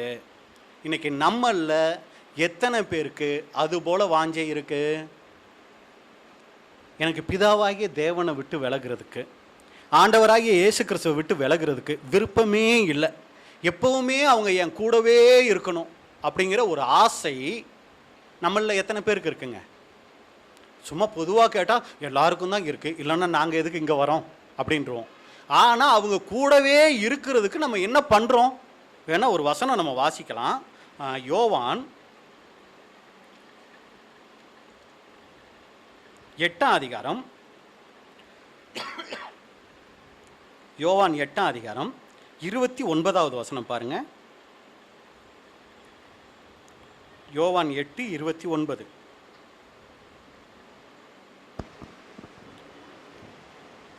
என்னை அனுப்பினவர் என்னுடனே கூட இருக்கிறார். பிதாவுக்கு பிரியமானவைகளை நான் எப்பொழுதும் செய்கிறபடியால் அவர் என்னை தனியே இருக்க விடவில்லை என்றார். அன்புக்குரிய சகோதரர், இந்த வசனத்தை நல்லா நீங்கள் கவனிங்க. என்னை அனுப்பினவர் என்னுடனே கூட இருக்கிறார். இன்னைக்கு தேவன் என் கூடவே இருக்கிறார் அப்படின்னு இங்கே எத்தனை பேர் சொல்ல முடியும்? கொஞ்சம் விசுவாசத்துலையாவது யாரெல்லாம் சொல்லுவோம்? என்னை அனுப்பினவர் பிதாவாகிய தேவன் என் கூடவே இருக்கிறார். கடைசி, அவர் என்னை தனியே இருக்க விடவில்லை. ஏன்னா வசனம் என்ன சொல்லுது? நான் உன்னை விட்டு விலகவில்லை, உன்னை கைவிடவில்லை. இது சத்தியம் தானே? அப்போ தேவன் நம்ம கூடவே இருக்கிறாரா? அவர் நம்மளை விட்டு விலகலையா? சரி, நடுவில் ஒன்று இருக்கே, என்ன இருக்கு? என்னை அனுப்பினவர் என்னுடனே கூட இருக்கிறார். நம்ம எல்லாரும் ஆமேன்னு சொல்லிடுவோம். அவர் என்னை தனியே இருக்க விடவில்லை அப்படிங்கிறதுக்கும் ஆமேன்னு சொல்லிடுவோம். நடுவில் ஒன்று இருக்கே, என்னங்க அது? வாசிங்க. பிதாவுக்கு பிரியமானவைகளை நான் எப்பொழுதும் செய்கிறபடியா. இதை எத்தனை பேர் ஒத்துக்குவோம்? பிதா என்னை விட்டு என் கூடவே இருக்கிறாருன்னா ஒத்துக்குவோம். அவர் என்னை விட்டு விலகவே இல்லைன்னா ஒத்துக்குவோம். ஆனால் அவர் நம்ம கூடவே இருக்கணும்னா, அவர் நம்மளை விட்டு விலகக்கூடாதுன்னா ஒரு நிபந்தனையும் இருக்குது. அதுதான் நடுவில் இருக்குது. என்னது? பிதாவுக்கு பிரியமானவைகளை நான் எப்பொழுதும் செய்கிறபடியால். இதை நம்ம சொல்ல முடியுங்களா? இதை சொன்னால் அது ரெண்டும் நம்ம நினைக்க தேவையே இல்லை. அது தன்னை போல நடக்கும். நம்ம பிதாவுக்கு எப்போவுமே பிரியமானவைகளையே செஞ்சோன்னு வைங்களே, அவர் நம்மளை விட்டு போகவே மாட்டார். அவர் நம்ம கூடவே தான் இருப்பார். இதை செய்யாமல் நான் உன்னை விட்டு விலகவில்லை, உன்னை கைவிடவில்லை என்று சொன்னீரே அப்படின்னுக்கிட்டு இருந்தோம்னா, இல்லை பாட்டு நான் உன்னை விட்டு விலகுவதில்லை அப்படின்னு சொல்லி வைராக்கியமாக நம்ம பாடினாலும், அந்த நான் அப்படிங்கிறது யாராக இருக்கும்? நம்ம செய்கிற கிரியைகளை வச்சு தான் அது யாருங்கிறத நம்ம என்ன பண்ணுங்க, முடிவு பண்ணணும். அப்போ அன்புக்குரிய சகோதர சகோதரிகளே, இங்கே யாக்கோபு இயேசு கிறிஸ்து கூடவே இருக்கணும்னு ஆசைப்பட்டார். அதுக்குரிய வாழ்க்கை முறையை தன்னுடைய வாழ்க்கையில் இல்லைனாலும் கொண்டு வரதுக்கு அவர் விரும்பினார். உங்களால் கூடுமா? என் கூடவே நீங்கள் பாத்திரத்தில் பானம் பண்ணுவீங்களா? அது என்னங்கிறதெல்லாம் தெரியாது. ஆனால் முடியும் ஆண்டவரே, எங்களால் முடியும். உங்கள் கூட இருக்கணும்னா நாங்கள் எதையும் செய்கிறதுக்கு தயாராக இருக்கிறோம். இப்படித்தாங்க நம்மளும் கூட ஞானஸ்நானம் எடுக்கும்போது சொன்னோம். ஆனால் இன்னைக்கு நம்மளுடைய வாழ்க்கை அது போல் இருக்குதா? தேவன் நம்மளை மெச்சிக்கொள்கிற வகையில் இருக்குதா? அதாவது நம்ம உடனே 100% யோசிக்க வேணாம். 10, 20, 30 அந்த அளவுக்கு தேவன் நம்மளை விரும்பக்கூடிய அளவுக்கு நம்முடைய வாழ்க்கையில் என்னுடைய இந்த காரியம் தேவனை மகிமைப்படுத்தும் பிரதர், சந்தோஷப்படுத்தும் பிரதர்னு நம்ம எதையெல்லாம் சொல்ல முடியும். ஏதோ குற்றப்படுத்துறதுக்காக கேட்குறேன்னு தயவு செஞ்சு நினைச்சிடாதீங்க. நம்மளே தியானம் பண்ணுறதுக்காக கேட்குறேன். சரிங்களா பிரதர்? நான் காலையில் எந்திரிக்கிறேன் பிரதர், நைட்டு போய் ஆமேன் அப்படின்னு சொல்லி தூங்குறேன் பிரதர். இதுக்கு நடுவில் நான் செய்கிற இந்த காரியங்கள் தேவனை ரொம்ப சந்தோஷப்படுத்தக்கூடியதாக இருக்கும்னு நம்ம எதை சொல்ல முடியும்? அவர் என்னை விட்டு விலகாமல் என்னை கைவிடாமல் இருக்கிறதுக்கு இதெல்லாம் ஒரு காரணம் அப்படின்னு சொல்லி நம்ம எதையெல்லாம் சொல்ல முடியும்? நம்மளே சிந்திச்சு பார்ப்போம். அதில் மெச்சிக்கொள்கிற மாதிரி காரியங்கள் இருந்தால் ஆண்டவருக்கு நன்றி சொல்லுவோம். இல்லை பிரதர், இந்த காரியமெல்லாம் கொஞ்சம் கஷ்டமாக தான் இருக்குது சொல்கிறதுக்குன்னா அதை சரி செய்கிறதுக்கு தேவன் நமக்கு உதவி செய்யட்டும். சரிங்களா? அப்போ எத்தனை காரியம் இது வரைக்கும் பார்த்துருக்குறோம்? 5 காரியங்கள் பார்த்துருக்கோம். 6வது காரியம் நம்ம பார்க்குறோம், சமாரியர் சம்பவம். கிட்டத்தட்ட கடைசி வந்துட்டோம். சமாரியர் சம்பவம். சரிங்களா? லூக்கா 9ஆம் அதிகாரம் 54 முதல் 56 வரைக்கும். லூக்கா 9, 54 முதல் 56 வரைக்கும். அவருடைய சீசராகிய யாக்கோபும் யோவானும் அதை கண்டபோது, ஆண்டவரே, எலியா செய்தது போல வானத்திலிருந்து அக்கினி இறங்கி இவர்களை அழிக்கும்படி நாங்கள் கட்டளையிட உமக்கு சித்தமா என்று கேட்டார்கள்.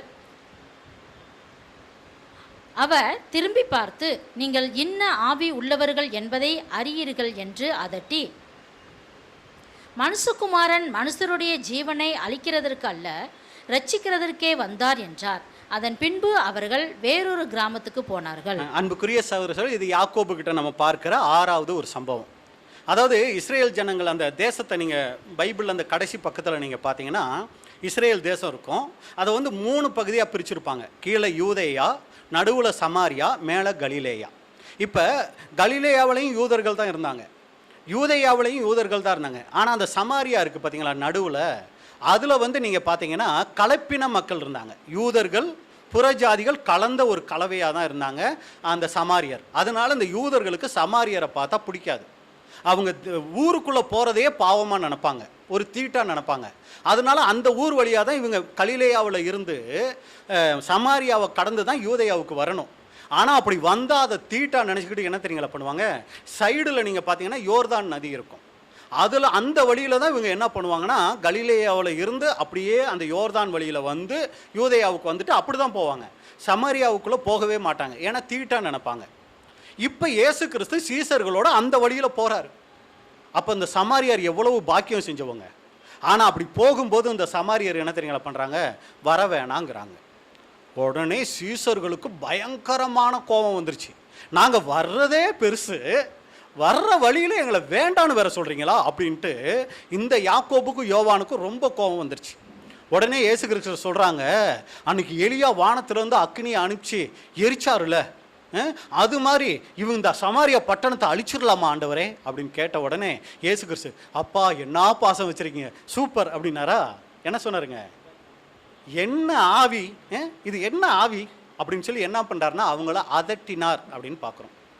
அன்புக்குரிய சார்ல இதில் நம்ம கவனிக்க வேண்டிய விஷயம் என்னன்னா, இவங்க அக்னியை அனுப்பி அவங்கள எரிக்கணும்னது பெருமையில் சொன்னாங்களா, இயேசு கிறிஸ்து மேலே இருந்த அன்பில் சொன்னாங்களா? இயேசு கிறிஸ்துவே ஏற்றுக்க மாட்டீங்களா, அந்த அன்பில் தானே சொன்னாங்க.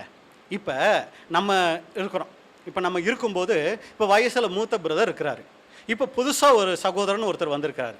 வந்த உடனே அந்த மூத்த சகோதரனை பார்த்து உங்களுக்கெல்லாம் என்ன பிரதர் தெரியும் அப்படின்னு மரியாதை இல்லாமல் பேசிட்டாரு.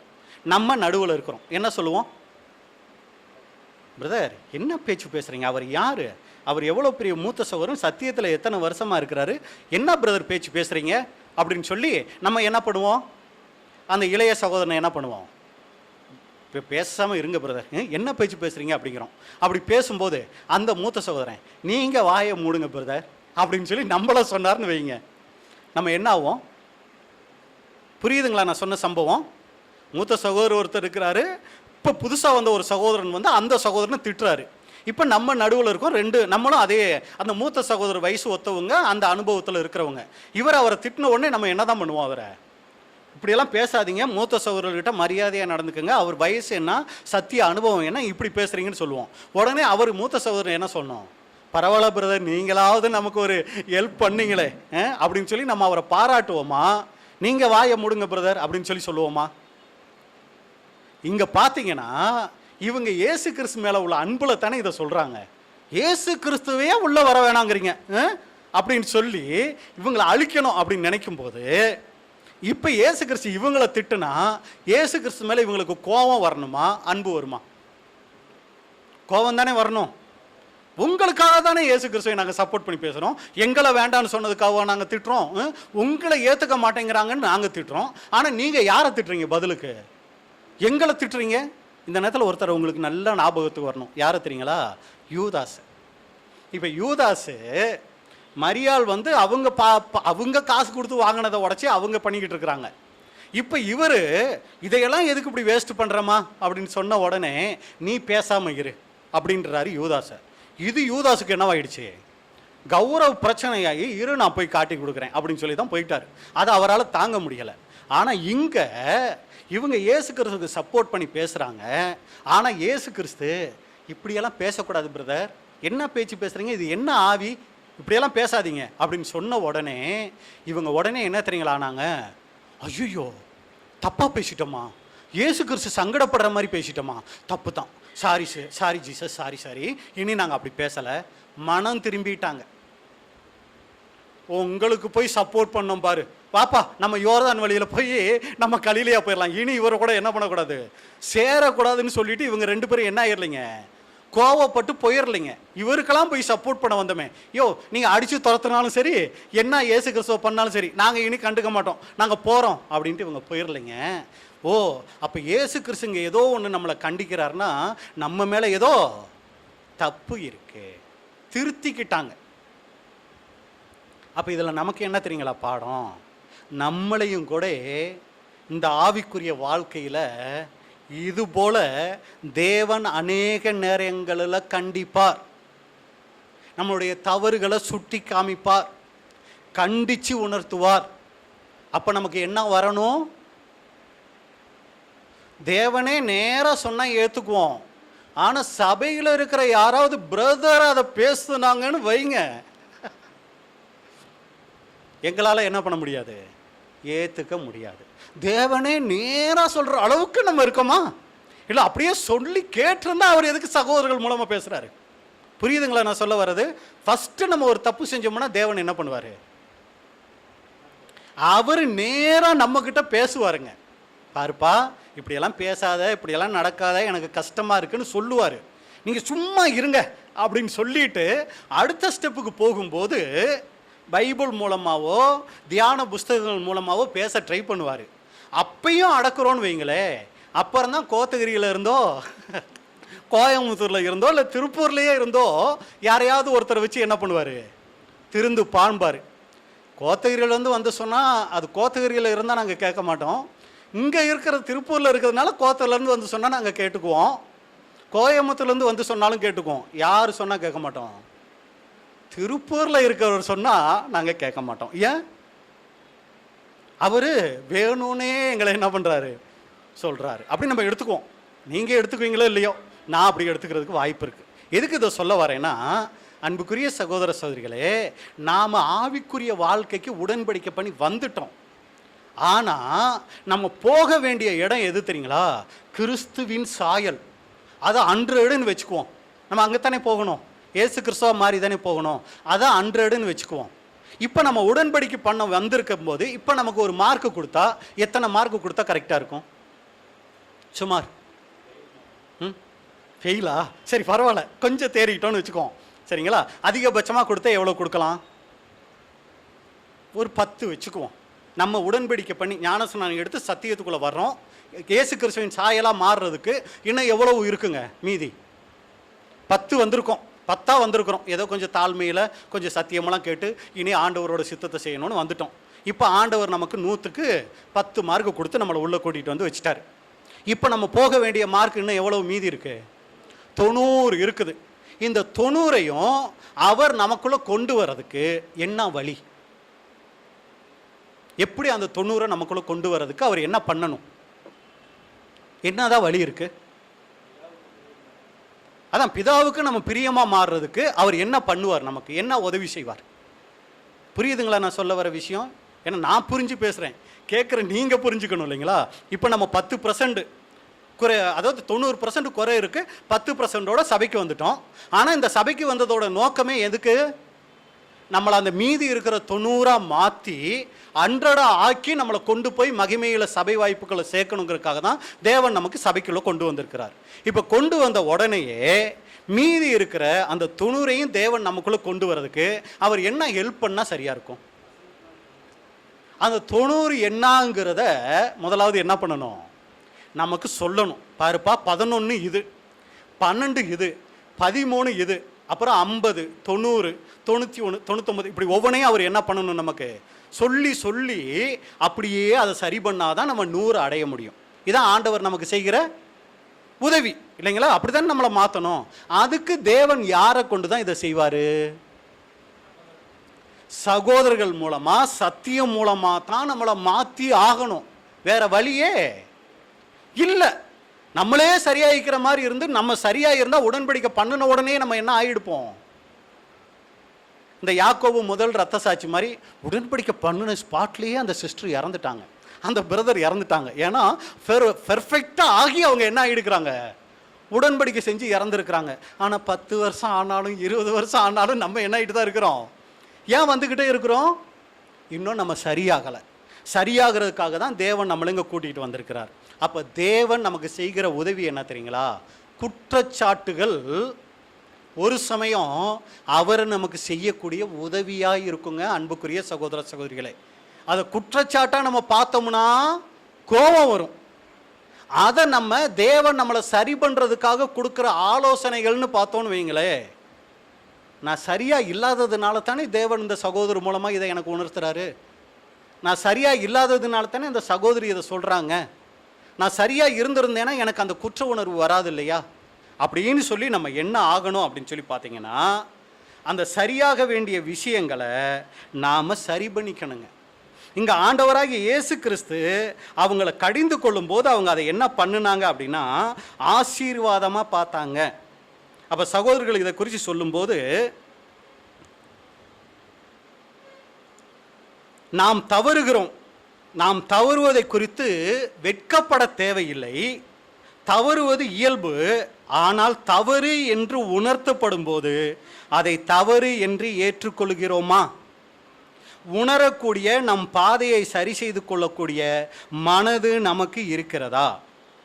நம்முடைய பாதை ஒரு நிலையை விட்டு முன்னேறக்கூடிய பாதை, அதாவது ஒரு குறைவில் இருந்து நிறைவை நோக்கி நம்ம ஒரு பாதையில் போய்கிட்டு இருக்கிறோம்.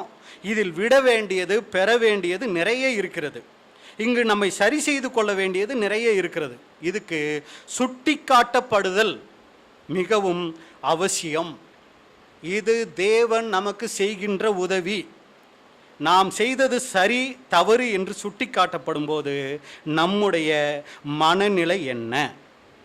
அப்போ இந்த தவறை சுட்டி காட்டுறதுக்கு தான் தேவன் வசனங்கள் மூலமாக, அவருடைய பிள்ளைகள் மூலமாக தேவன் என்ன பண்ணுறாருனா அந்த உணர்த்தக்கூடிய காரியங்களை செய்கிறாரு.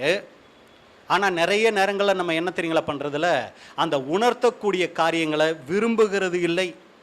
அதை மறுக்கிறதுக்கும் அதுக்கு நியாயம் சொல்கிறதுக்கும் நம்ம என்ன தெரியுங்களா பண்ணிடுறோம், நிறைய நேரங்களில் முயற்சி எடுத்துகிறோம். ஏன் பிரதர் இப்படி இருக்கிறீங்கன்னா, சும்மாவா அப்படி இருக்கிறேன், இல்லை நீங்கள் சொல்கிற மாதிரியெல்லாம் நான் கிடையாது அப்படின்னு அதை மறுக்கிறதுக்கும், சாக்கு போக்கு சொல்கிறதுக்கும், இல்லை அதை எதுக்கிறதுக்கும் சரிங்களா நம்ம என்ன பண்ணிடுறோன்னா துணிஞ்சிடுறோம். அப்போ தேவன் நமக்குள்ளே செய்யணும்னு நினைக்க விரும்புகிற அந்த ஒரு காரியத்தை செய்ய முடிகிறதில்ல. பிரதர் உங்களுக்கு ரொம்ப கோவம் வருது இல்லை பிரதர் அப்படின்னு சொன்னால், யாருக்கு கோவம் வருது, எனக்கா கோவம் வருது அப்படின்னு சொல்லி மறுபடி கோவத்தையே காமிச்சா சொல்லணும்னு நினச்ச பிரதர் கூட என்ன பண்ணிடுவார், நமக்கு எதுக்குடா வம்பு, பேசாமல் ஒதுங்கிக்குவார். அப்படியா பிரதர், நான் ரொம்ப கோவப்படுற மாதிரி இருக்கோ, சாரி பிரதர், நான் என்னை சரி பண்ணிக்கிறதுக்கு ட்ரை பண்ணுறேன் அப்படின்னம்னா அங்கே சரியாக அவரும் நாளைக்கு வந்து இன்னொன்று சொல்கிறதுக்கு சரியாக இருக்கும். நான் ஒரு சிலரை பார்த்துருக்குறேன், பிரதர் நம்ம பேசுனதில் ஏதாவது தப்பு இருந்தால் சொல்லுங்கள் பிரதர், ஐயோ பெரிய மனசு பண்ணி கேட்குறாருன்னு. ஆமாம் பிரதர், அதை நீங்கள் திருத்திக்கலாமே, இதை சரி பண்ணிக்கலாமே. பிரதர் அதெல்லாம் அப்படி தான் பிரதர் செய்ய முடியும் அப்படின்னு உடனே அடுத்து நான் என்ன பண்ணிக்குவேன், ஐயோ எதுக்கடா நமக்கு வம்பு. புரியுதுங்களா உங்களுக்கு? அப்போ என்னன்னா நம்ம சரி செய்து கொள்ளணும்னு ஆசைப்படுறோம். எல்லாருமே கிறிஸ்துவின் சாயலாக மாறணும்னு ஆசைப்படுறோம். ஆனால் கிறிஸ்துவின் சாயலாக மாறணும்னா அங்கே நம்மளுடைய தவறுகள் சுட்டி காட்டப்பட வேண்டியது அவசியமாக இருக்கே. அப்போ தானே நம்ம சரியாக முடியும். நம்ம தவறு சுட்டி காட்டவே படக்கூடாது, நம்ம சரியே ஆக மாட்டோம். ஆனால் என்ன ஆயிடணும், கிறிஸ்துவின் சாயல் ஆயிடணும். எப்படி முடியும் அது? அப்போ நம்ம வரும்போதே 99 வந்திருக்கணும். உடன்படிக்கை பண்ணி வரும்போதே நம்ம எல்லாரும் இயேசு கிறிஸ்துக்களை வந்திருந்தோம்னா நம்மளுடைய தவறுகள் யாருக்கும் தெரியாது, யாரும் சுட்டி காட்ட மாட்டாங்க. நம்ம தைரியமாக என்ன பண்ணிக்கிட்டு இருக்கலாம், போய்கிட்டே இருக்கலாம். நம்ம வந்ததே குறைவுகளோடு தான் வந்திருக்கிறோம். அப்போ வந்திருக்கும் போது தவறுகள் சுட்டி காட்டப்படும் போது தான் நம்ம சரி செஞ்சுக்க முடியும். அது தேவன் நமக்கு கொடுத்துருக்கிற ஆசீர்வாதம். அது அந்த கோணத்தில் நம்ம பார்த்தோம்னா ஒரு சமயம் நியாயமில்லாத குற்றச்சாட்டுகள் வரும், கவலைப்பட தேவையில்லை. ஏன்னா நம்மளை மகிமைப்படுத்துறதுக்கு தேவன் 2 காரியம் செய்கிறாரு. ஒன்று சரியான குற்றச்சாட்டுகள் வைப்பார், ஒன்று தவறான குற்றச்சாட்டுகள் வைப்பார். அது நம்ம தாழ்மைக்குள்ளே போகிறதுக்கு, அடங்கி போகிறதுக்கு. ஏசு கிறிஸ்துவே பிசாசு பிடிச்சவன்னு சொன்ன உலகம் நம்மளை பரிசுத்தவான்னா சொல்லிடுறோம் இல்லைங்களா? அப்போ இல்லாத ஒரு காரியத்தையும் நம்ம மேலே சுமத்துவாங்க.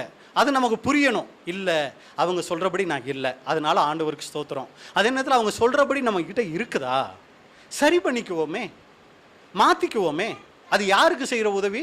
நமக்கு. நம்ம செய்கிற நமக்கு செஞ்சுக்கிற உதவி தானே அது. வேற யாருக்கும் அந்த உதவியை நம்ம செய்யலையே. நம்ம சரியானவங்களா மாறிக்கிறது நமக்கு நாம் செஞ்சுக்கிற உதவிங்க. அப்போ இதை நல்லா நம்ம புரிஞ்சுக்கொள்ளணும். அன்புக்குரிய சகோதர சகோதரிகளே, அங்கே யாக்கோபு கிட்ட ஒரு தவறு இருந்துச்சு. அந்த தவறு ஆண்டவராக இயேசு கிறிஸ்து மூலமாக சுட்டி காட்டப்படுது. அதை அவர் ஏற்றுக்கொண்டார், அதுக்கு கீழ்ப்படிஞ்சார், தன்னை மாற்றி கொண்டார். அப்போ இன்றைக்கி நம்மளுடைய வாழ்க்கையிலையும் நிறைய தவறுகள் இருக்குது. குறைவுகள் இல்லாதவங்க நம்ம யாருமே இல்லை. அப்போ நம்மளோட கீழே இருக்கலாம், மேலானவங்களாக இருக்கலாம். யார் மூலமாக நம்மளுடைய தவறுகள் சுட்டி காட்டப்பட்டாலும், அது குடும்பத்தாராக இருக்கலாம், வேலை செய்கிற இடத்துல இருக்கலாம், தவறுகள் சுட்டி காட்டப்படும் போது அவங்கள வெறுக்க வேணாம். அது அவங்க மூலமாக ஆண்டவர் நமக்கு செய்யக்கூடிய உதவின்னு நினச்சி தேவனுடைய சமூகத்துக்கு போய், அப்பா அந்த பிரதர் என்கிட்ட சொன்னதை நீங்கள் கேட்டிருக்கீங்கள, அந்த சிஸ்டர் என்னை பார்த்து சொன்ன அந்த காரியத்தை கேட்டிருக்கீங்கள, உண்மையிலேயே நான் அப்படித்தானாப்பா இருக்கிறேன், அப்படி இருந்தேன்னா என்னை மாற்றுங்கப்பா, என்னால் மாற முடியாது, உங்கள் பரிசுத்த ஆவியை கொடுத்து என்னை மாற்றுங்கப்பா, நான் சரி பண்ணிக்கிறதுக்கு எனக்கு உதவி செய்யுங்கப்பா.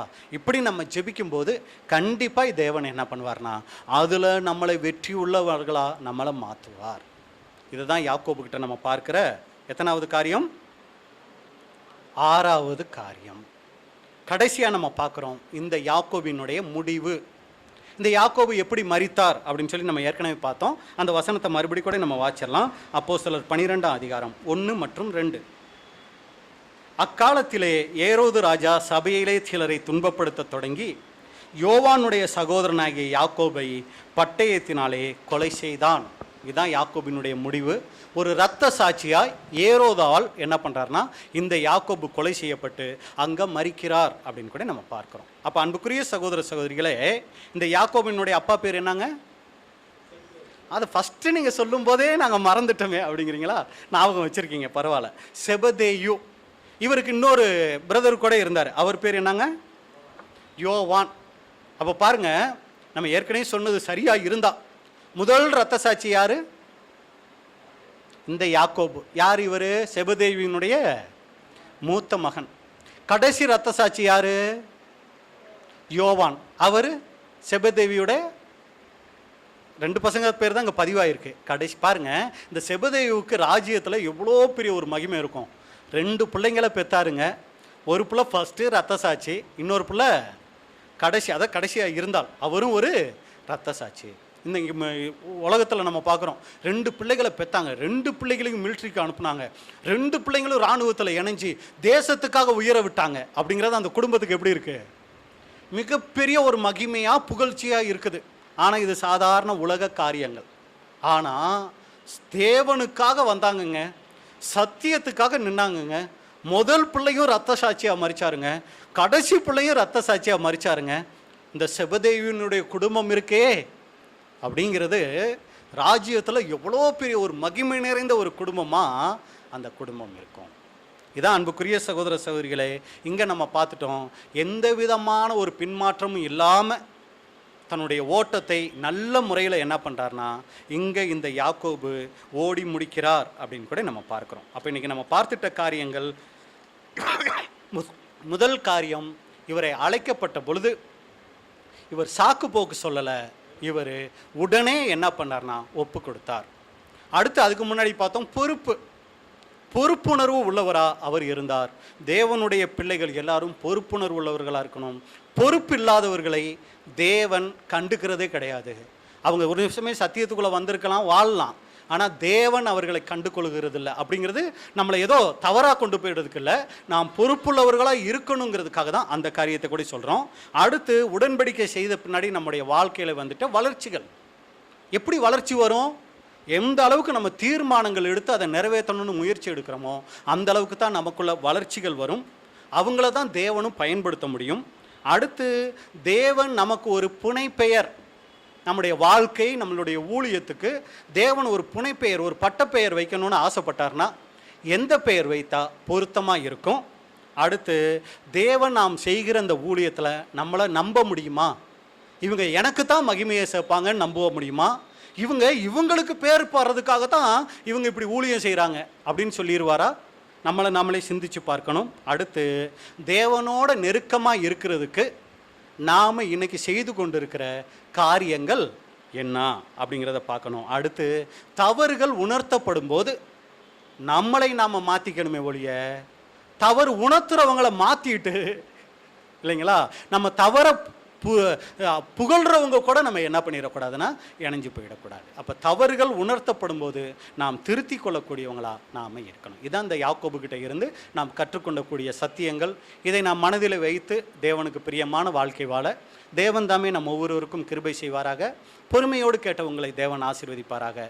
இப்படிப்பட்டதான வாய்ப்பை கொடுத்த பிதாவாகிய தேவனுக்கும் ஆண்டவராகிய இயேசு கிறிஸ்துவுக்கும் அருமையான சபையாருக்கும் எங்களுடைய நன்றியை தெரிவித்துக் கொள்கிறேன். தேவனுடைய நாமம் மகிமைப்படுவதாக. ஆமென்.